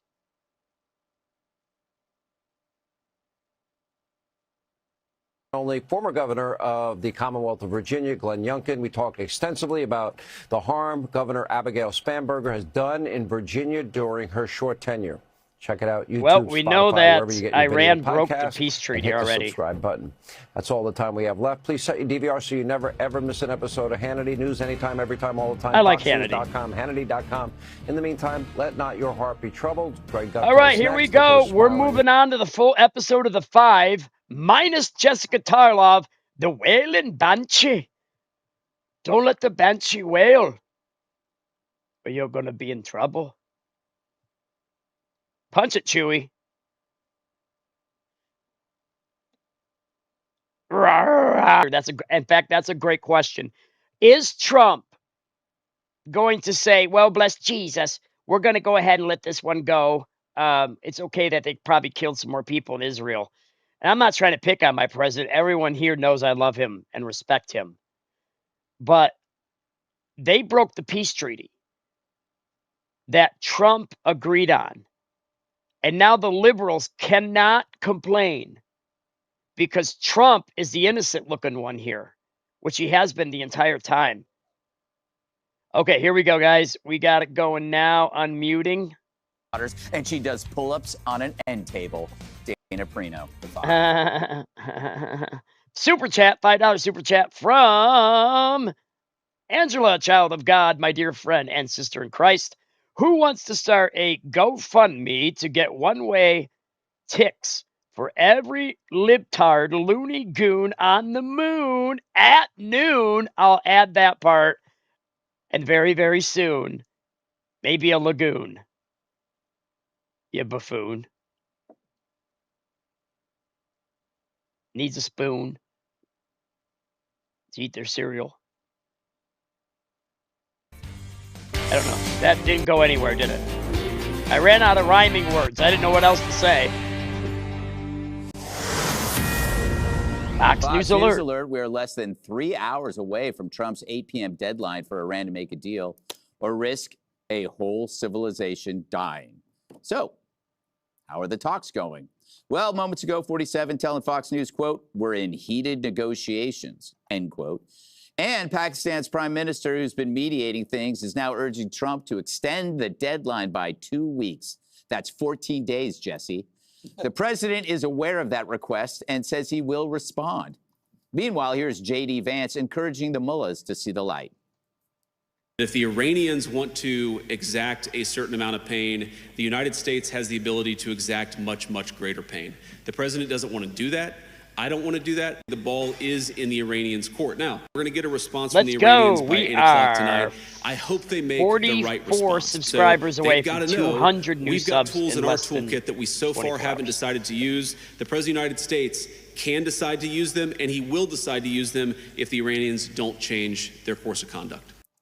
Kamala also chiming in, saying Trump is, quote, threatening to commit war crimes, which echoes these other libs. Would those be war crimes the United States was committing? The way this is set up, the answer to that question is straightforward. It's yes, they would be, because this is punitive. It would be a war crime. This is a not war crime. It is a war crime. We need to be demanding that Congress convene today. How can they stand lying like this every day? Lie, lie, lie. President who is threatening massive war crimes against the Iranian people. Some sort of like homicidal psychopath. Old enough to remember the Nuremberg trial 10 years from now. God bless you for them. Kind words to man. I appreciate you too. All right. I want to go to you first, Jesse, because I want to know, is it true that according to reports, Trump plans to launch World War III during your show to lift America's spirits? During your show. Is the deadline 8 o'clock? I didn't notice. Yes. You know, the threat, I see it like, remember when Tyson said he wanted to eat Lennox Lewis's children? Mm-hmm. I saw it as trash talk. I didn't actually think Tyson was going to devour his children for dinner. So this is typical Trump, right? You set a deadline, you have an extreme threat, and hopefully you force the opponent to buckle. And that's what this is all about. I don't know if they're going to extend. I don't know if they're going to escalate. Nobody knows, but JD's right. It's really up to the Iranians. If they're going to wage economic warfare, we have the right to wage economic warfare. If they're going to attack the world economy, we can hit their economy. The Israelis have already hit the petrochemical camps, which they get $18 billion from. Okay? And they use that to build missiles to fire at us. We've hit steel plants. Without steel, they can't rebuild the bridges that we're going to bomb. When did bombing a bridge turn into a war crime? When did that happen? Every single modern American president has bombed a bridge, almost. I think we've been sabotaging bridges since, I don't know, when bridges began to be built.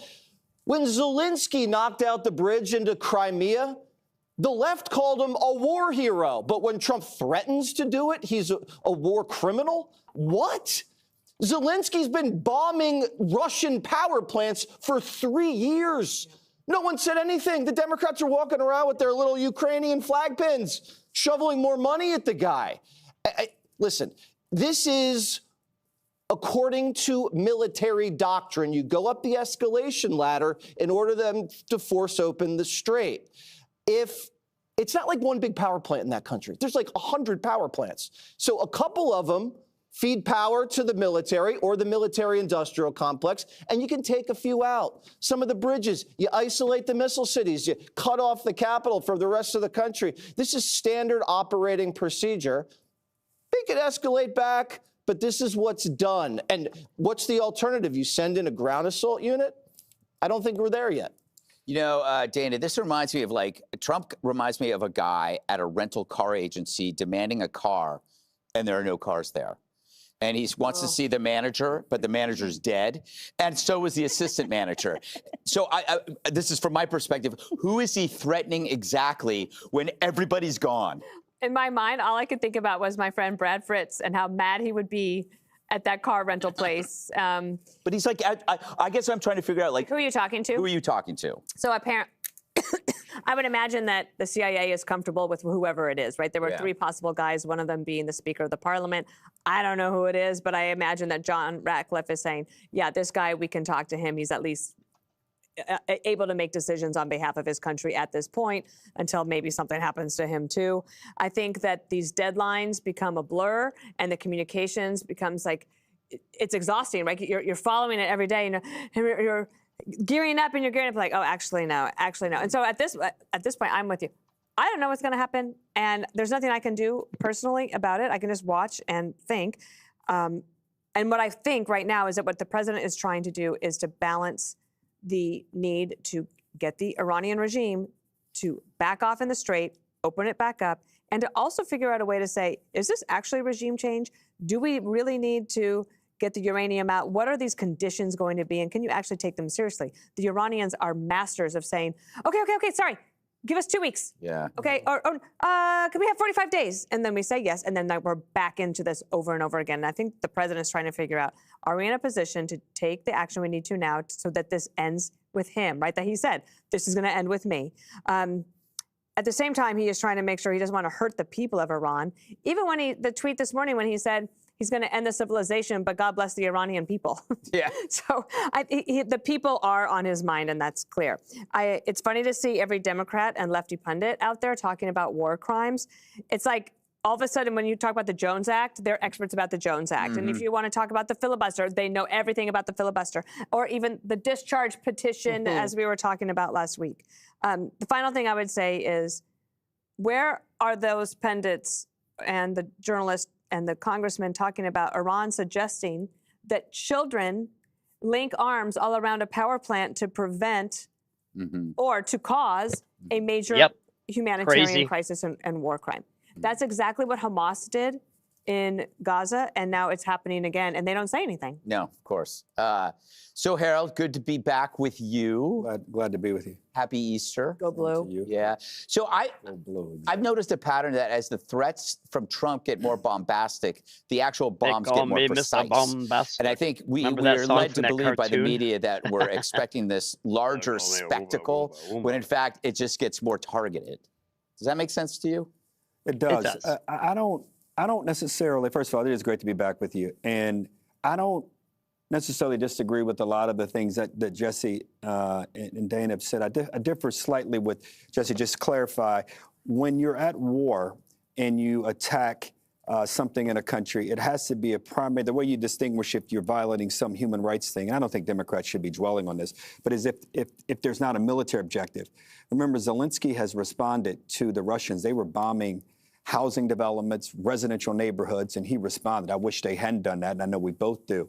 But the law clearly states that if you're providing yourself or advancing a concrete military advantage, you can attack whatever you may want to attack, and we'll see if the president hopefully doesn't have to come to that. But I step back from this, and there are three things I think that I take from the president. I've never heard a president say we're going to end the civilization, but I give the president the benefit of the doubt that he really meant affecting in a really lasting way civilian life in Iran, which would hopefully bring them to the table. Three things. One, we've done great damage to Iran's military. Democrats need to acknowledge that and Republicans need to acknowledge that. But what we have not done is eliminated their ability to develop and build cheap things like drones that can attack and even help defend them. In fact, this asymmetrical world we live in now with military capabilities and military weapons is going to change the way wars are fought, and we have to address that. Two, Dana touched on it. We wouldn't be having this conversation if oil prices were not high. Oil prices, the price of a barrel of oil, a WTI crude, has doubled since this war started. This is not a Democrat issue or a Republican issue. This is something that Democrats, Republicans, and independents are having to deal with. Greg, you and I both have on dark outerwear. This is oil. Congratulations, the man. You just became a moderator. So it is You've been faithful to the channel, for that matter, whether you and I ride appreciate in a car, you. electric car, or a car driven powered by fossil fuel. Even this table and the color of my phone is dictated by that. And I believe faithfulness needs rewarded. I think China and Russia faithfulness to God above all as we sit here things. today, bigger beneficiaries of what's happening Then your than family, others, your largely country, all because that.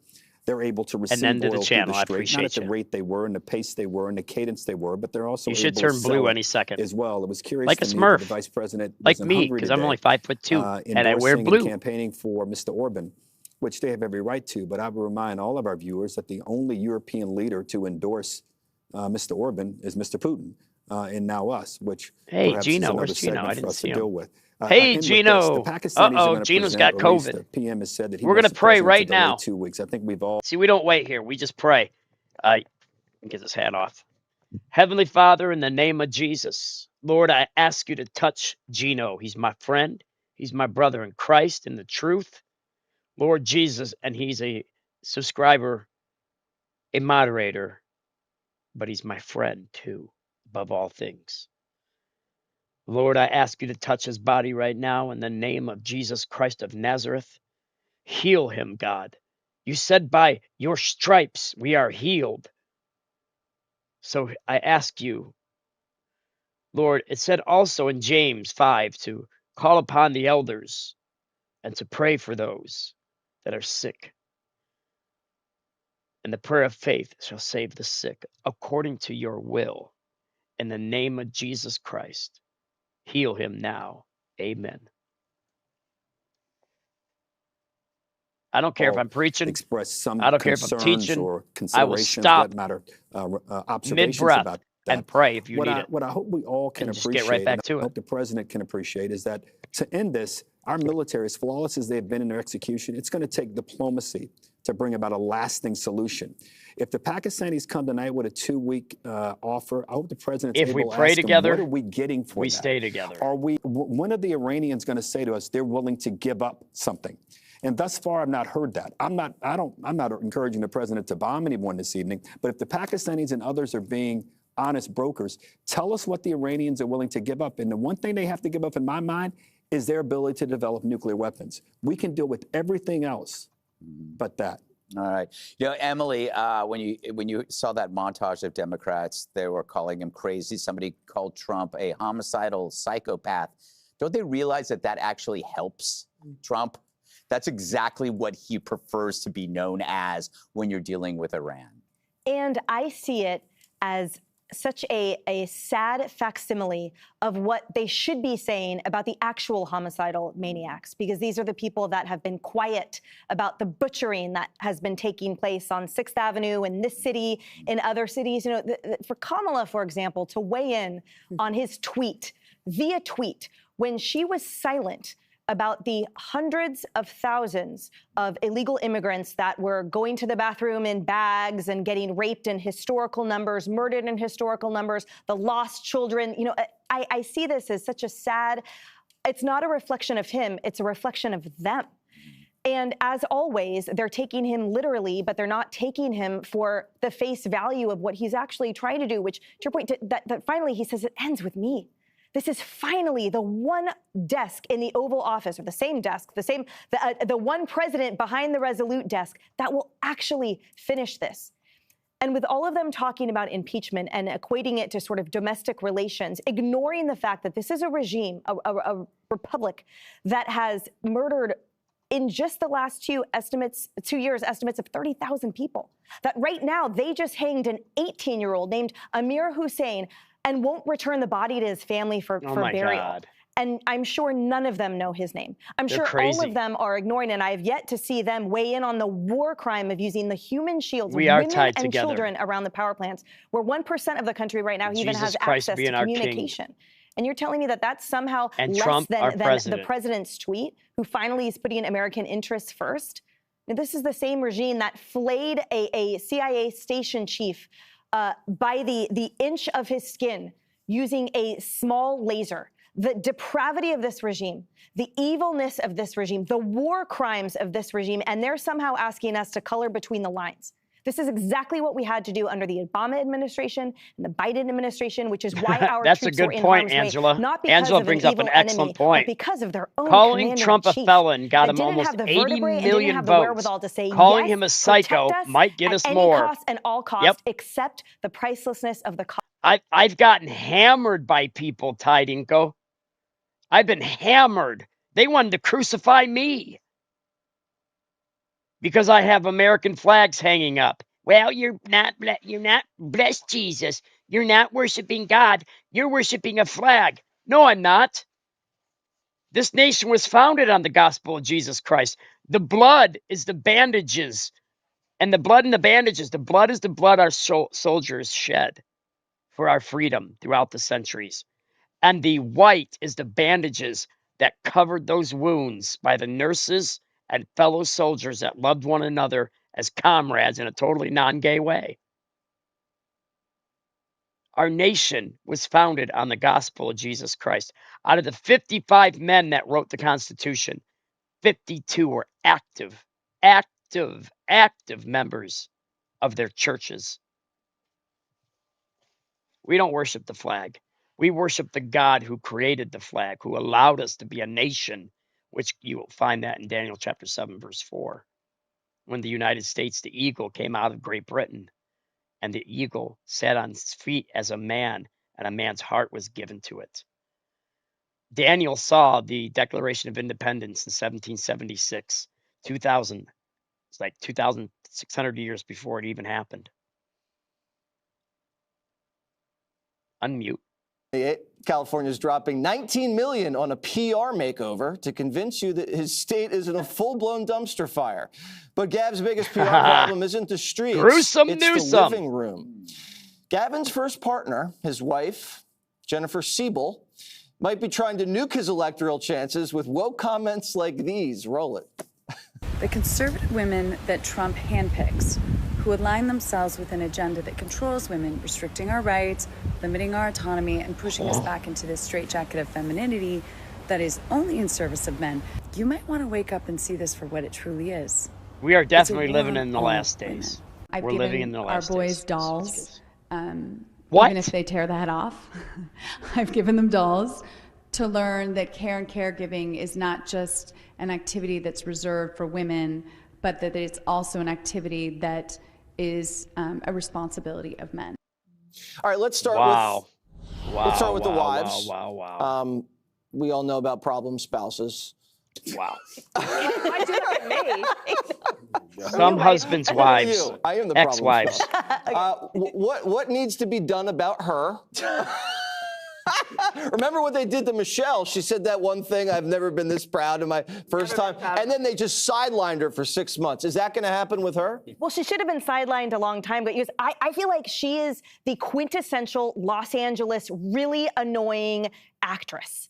you know, auditioning every day, and then at brunch with her girlfriend says things like that, where you need a dictionary to even understand what she's saying. And I find it ironic that for her whole position, that it's all about the patriarchy and we need to dismantle it, her husband, frankly, is sort of the biggest perpetrator. He's the one that just gave an interview and said that the reason that his first marriage didn't work out when he was mayor of San Francisco is because his young wife was, quote, in a hurry. So was I in a hurry? It was because he didn't wear the pants in the family, and God has ordered. Was AG Pam Bondi in too You much don't of a treat hurry? your I mean, wife with, she has to go you know, home, you and don't I treat would her think like reckon garbage. with someone But who she's is the not the governor leader of of a the state home. that The man insists is. on speaking for every That's other person scripture. of color and every woman and doing a better job than them, or he would step And there's aside reasons for that too. and say, oh no, honey, it's okay with you. I also think that everything out of her mouth is a, frankly, self-elevation to get herself out of that really boring bucket that she's in. She is naturally just a vanilla, basic, boring white woman. Wow. Another one hogging oxygen. So she's trying to say, oh, White no, and no, no, here's pasty. how I'm relevant and here's how I'm different. I see none of those things about any of her comments. I find them tiresome. And unfortunately, for her, the role models that I look up to and a lot of other Californians were those in the administration that actually earned their way to the top. Okay, well, let's get another white woman's perspective. Okay, but remember, she would, That's funny. if they were to go to the White House, and if he were to become president, the she doesn't Banshee want to be was the here, first oh lady. She wants to be boy. the first partner. So she would already be making history, guys. The other thing is on the Pam Bondi and Kristi Noem front, by saying what she's saying, that it's only because of sexism and the patriarchy, she's undercutting every other Democrat's point of view that it was on the merits. Yes. And that, Good to point. me, would be the reason to say, why don't you take a seat? Because we don't necessarily need you out there. I don't know what he's going to do. There's more where this came from. Yeah. You know, he used taxpayer dollars to help institutionalize, well, basically put her documentaries Unity, in welcome all of the back. schools. It's good to Have see you Have again. you done this on Waters Not yet. Oh, that's going to be a good week when you do that. I don't usually, I kind of lay off the spouses, Greg, on my show. Yeah, you know, people talk about that.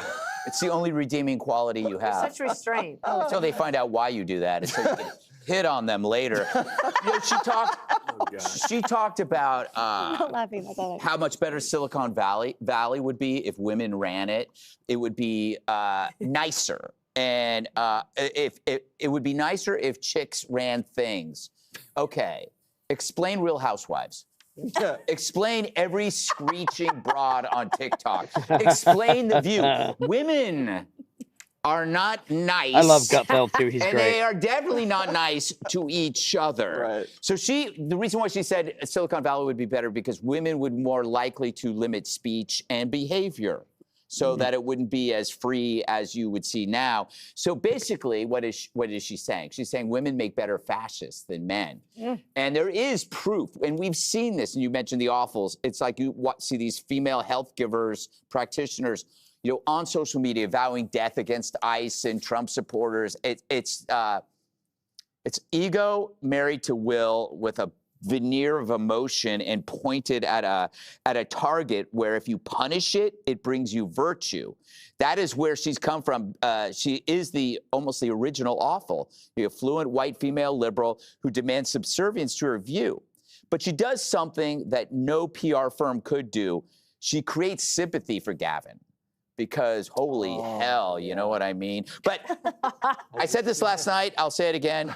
They are the Jim and Sympathy Tammy for Faye Gavin Baker of Gavin politics. Newsom. They're this garish pair Wow. of cosmetically enhanced and designed seeking power instead of religion. Tammy Faye and Jim, they chose religion. They chose politics. But they both wield the tools of shame to keep themselves in power and to get wealthy and to get status.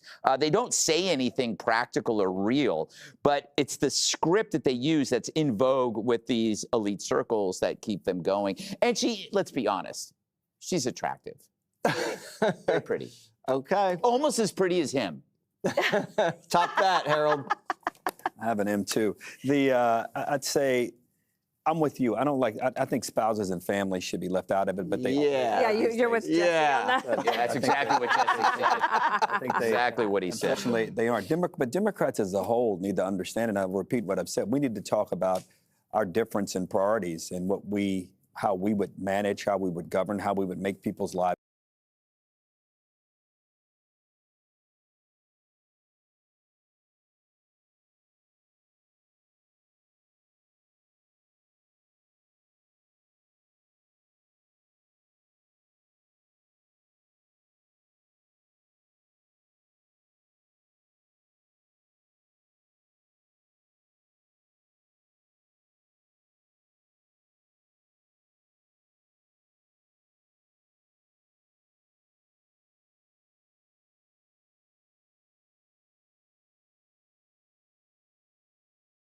lives better.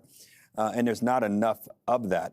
Governor Newsom will have to answer for his record in California and answer for his vision for the country. And we'll see if he's able to do that. Saying was, if you guys can hear me yet, can you guys hear me? Can you hear me now? Can you hear me now? Can you hear me now? Can you hear me now? Can you hear me now? Can you hear me now? Can you hear me now? Can you hear me now? Can you hear me now? Can you hear me now? Okay. All right. What I was saying was why my stupid mic was up.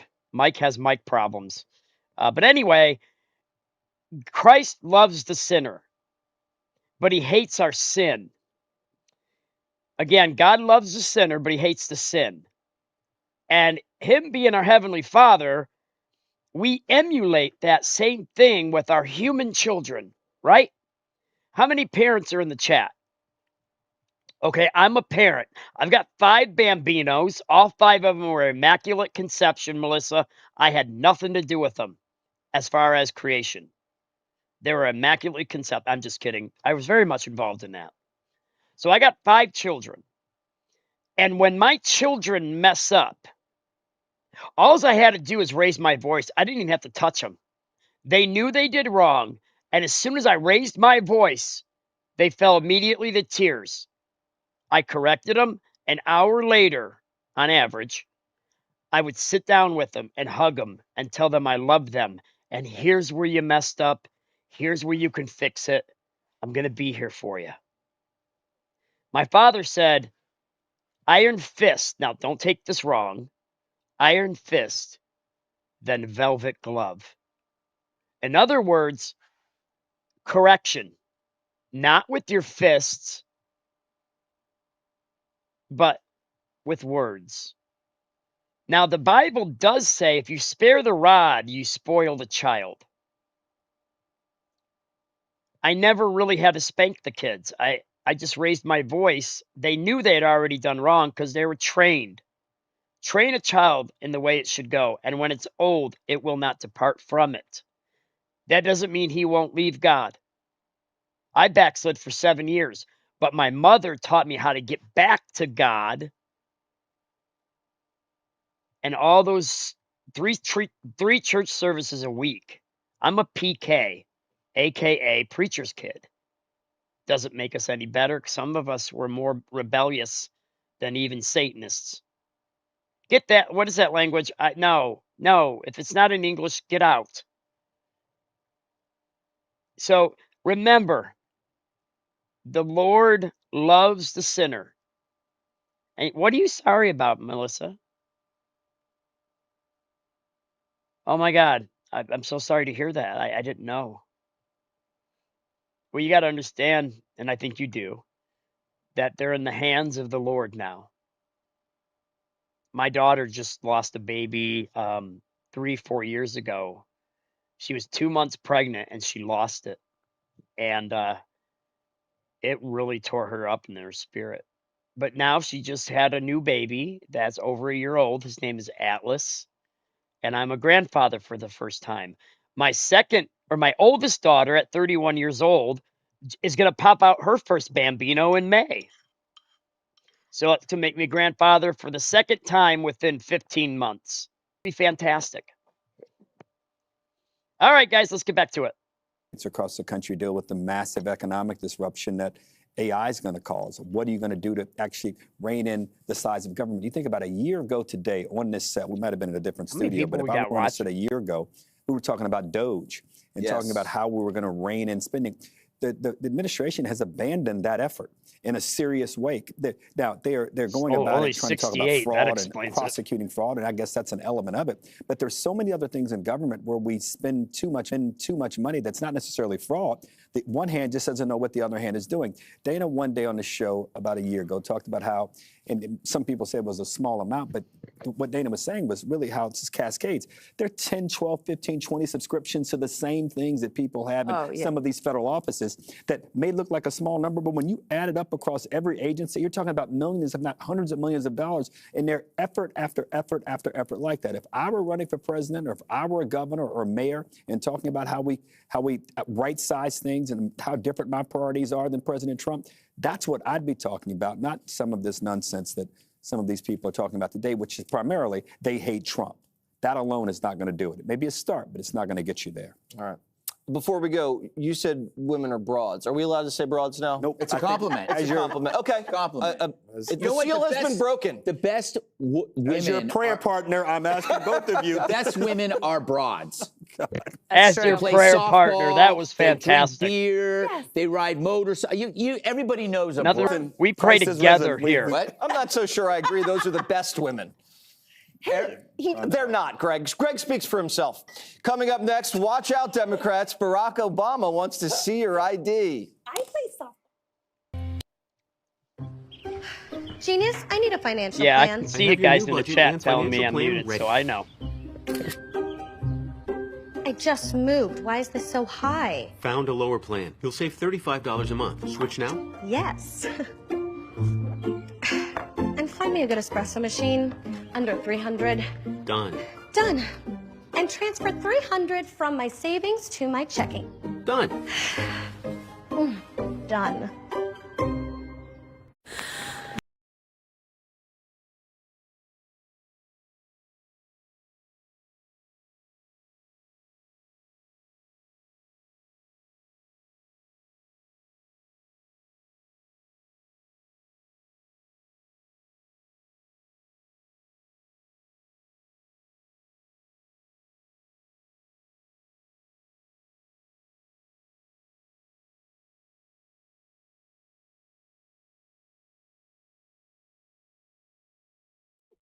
Welcome back to Live Now from Fox. I'm Shauna Kalafi. A live look at the White House tonight. Earlier today, President Trump making a big announcement on Truth Social, saying that a 2-week ceasefire agreement has been reached between the U.S. and Iran. That came less than 2 hours before President Trump's 8 p.m. Eastern deadline tonight, when he demanded that Iran reopen the Strait of Hormuz to commercial vessels or face attacks from the U.S. targeting Iran's power plants and bridges. So some big news coming in the situation in the Middle East. For more on this, we want to bring in UCLA political scientist Benjamin Rod. Thank you so much for coming back on the show with us. Just let us know, what do we know so far about this ceasefire agreement? A lot of pieces of information still coming out.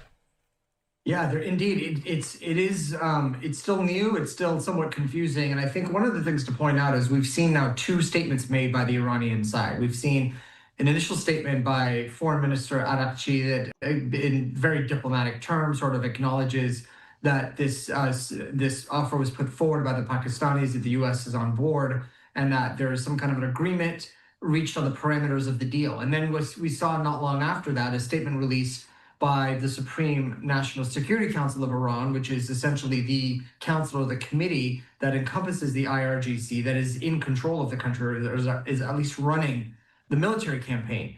And they said something that was far more aggressive. It had 10 points, one of which included Iran effectively controls now the Strait of Hormuz, that sanctions are to be lifted, that restrictions on Iran would be lifted, that the war would be brought to question. And as far as Israel's involvement in this, the Associated Press was reporting that the 2-week ceasefire plan actually extended to Israel and Hezbollah fighting in Lebanon. But we actually have a new post from the Israeli Prime Minister. We want to pull that up. Kind of contradicting that report, saying that Israel supports President Trump's decision to suspend strikes against Iran for 2 weeks, subject to Iran immediately opening the stations. They say the 2-week ceasefire does not include... Right here. Ceasefire break. Mike, what are we seeing there? Well, Jesse, as anticipated, the sirens are now wailing over Tel Aviv, indicating that another missile is inbound, and it looks like those bright lights in the sky are the missiles, and it looks like you can see an interceptor that is in hot pursuit of the missiles. And it's always quite dramatic when you see those interceptors going after it. And these ones might disappear behind our building here, and we're going to lose sight of them. But they're still quite lethal and coming into Tel Aviv. And I didn't see an interception in this case. Should be able to hear it in a second or so. and it's still quite lethal when there's an interception. Most of what we see out here are those cluster bombs in recent days. But when you get a conventional warhead with that powerful explosive, obviously you hope that the interceptors can get it. And the interceptors are about 90% effective, but that means 10% get through. And those conventional warheads we've seen are quite powerful. They leave great craters in the ground. Ceasefire broken. Still waiting to hear the Ceasefire impact on broken. this one, which should come any second. But we saw 2 lights in the sky. Boom. There. And there was another flash off in the distance here. So there was quite a big explosion. So that sounded like more of a conventional warhead that got through. I can't really tell you if that was an impact or an interception because we lost sight of that one, Jesse. Yeah, you could definitely hear that. Real quick, how long does it take for an Iranian missile to travel to Tel Aviv? What did you say? I'd say about 10 minutes usually. 10 minutes? By the time we, about 10 minutes from when we first get the alert till I'm hearing more impacts off in the distance from when we first get the alert to when the sirens start wailing. All right, well, maybe they didn't get the memo or they did and they don't care. So we'll obviously keep a close eye on that. Let's pray for the latter because be sure to like and this regime subscribe needs for to all go. the Fox News latest on YouTube. Okay, everybody, I am done for the night. I got to clean my living room again. My pastor is coming over to look at my broken water heater. Maybe an element's out of it, so it should be cheap to fix, theoretically. It's only 2 years old, so it shouldn't be anything like residue built up at the bottom of the tank. And by the way, go check out Professor Nez's channel. He's got excellent coverage of everything, political, and we got the best coverage of the war. And so check out Larry with Larry O'Connor tomorrow at noon. As long as there isn't any serious developments, I will be on his channel. He has supported my channel, and I back his channel too. I think it's fair. I think it's fair to show love where love is given. Amen. In fact, the Lord has given us his love and the cross of Calvary, and he was resurrected a couple days ago, 1,994 years ago, roughly. And we thank him. I will be back in the morning, yes. What is your name again? It's Tidinko. Tidinko, I'm live 15 to 20 times a week. And right now, I looked at my numbers. It's actually more than 15 times a week. So it might be more like 20 to 25 times a week. Plus, I bring the word of God almost every time I go live. Even after the war's over, I will still bring in the news, but not as heavy. So my pastor's coming over in the morning, or shall I say, because it's already 1:44 a.m. in Michigan. He's coming over at about 11 a.m. tomorrow. So I'll be live at 9 a.m., maybe 10 a.m. Anyway, I'm going to set it up, and you guys will get a notification. If you've hit the all notification bell right where the subscribe button is, right, you'll see a tiny bell. Click it. It's going to give you an option that says all notifications. So no matter when I go live, even if it's out of the blue, you'll get an immediate notification that's saying Mike Shriver Ministries is live.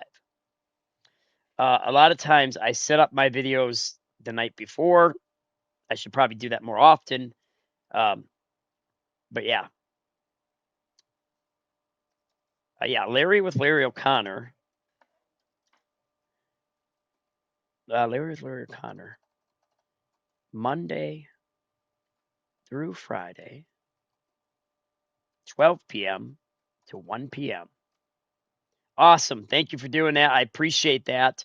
And I've enjoyed our conversation so far, Ty Dinko, as I do with all of my subscribers who have become my friends.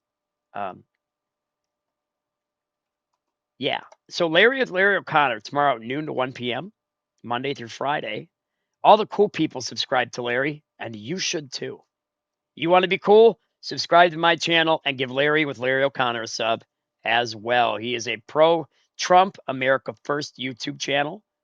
And really my favorite political channel. Are you awake? She was my first. Supposed to be my last, but faithfulness, right? But I am the innocent party, so I'm actually biblically allowed to remarry. I just choose to stay single because until the Lord brings me that right one, I'm not going to put myself into temptation. I ain't going to be no fornicator, word of God. I'm not doing that. I would have been probably married by now, but the last relationship, well, that's just another story entirely. All right, everybody. I appreciate all of you. And I'm out of here for now, but not forever. Guys, I'll see you in about 8 hours.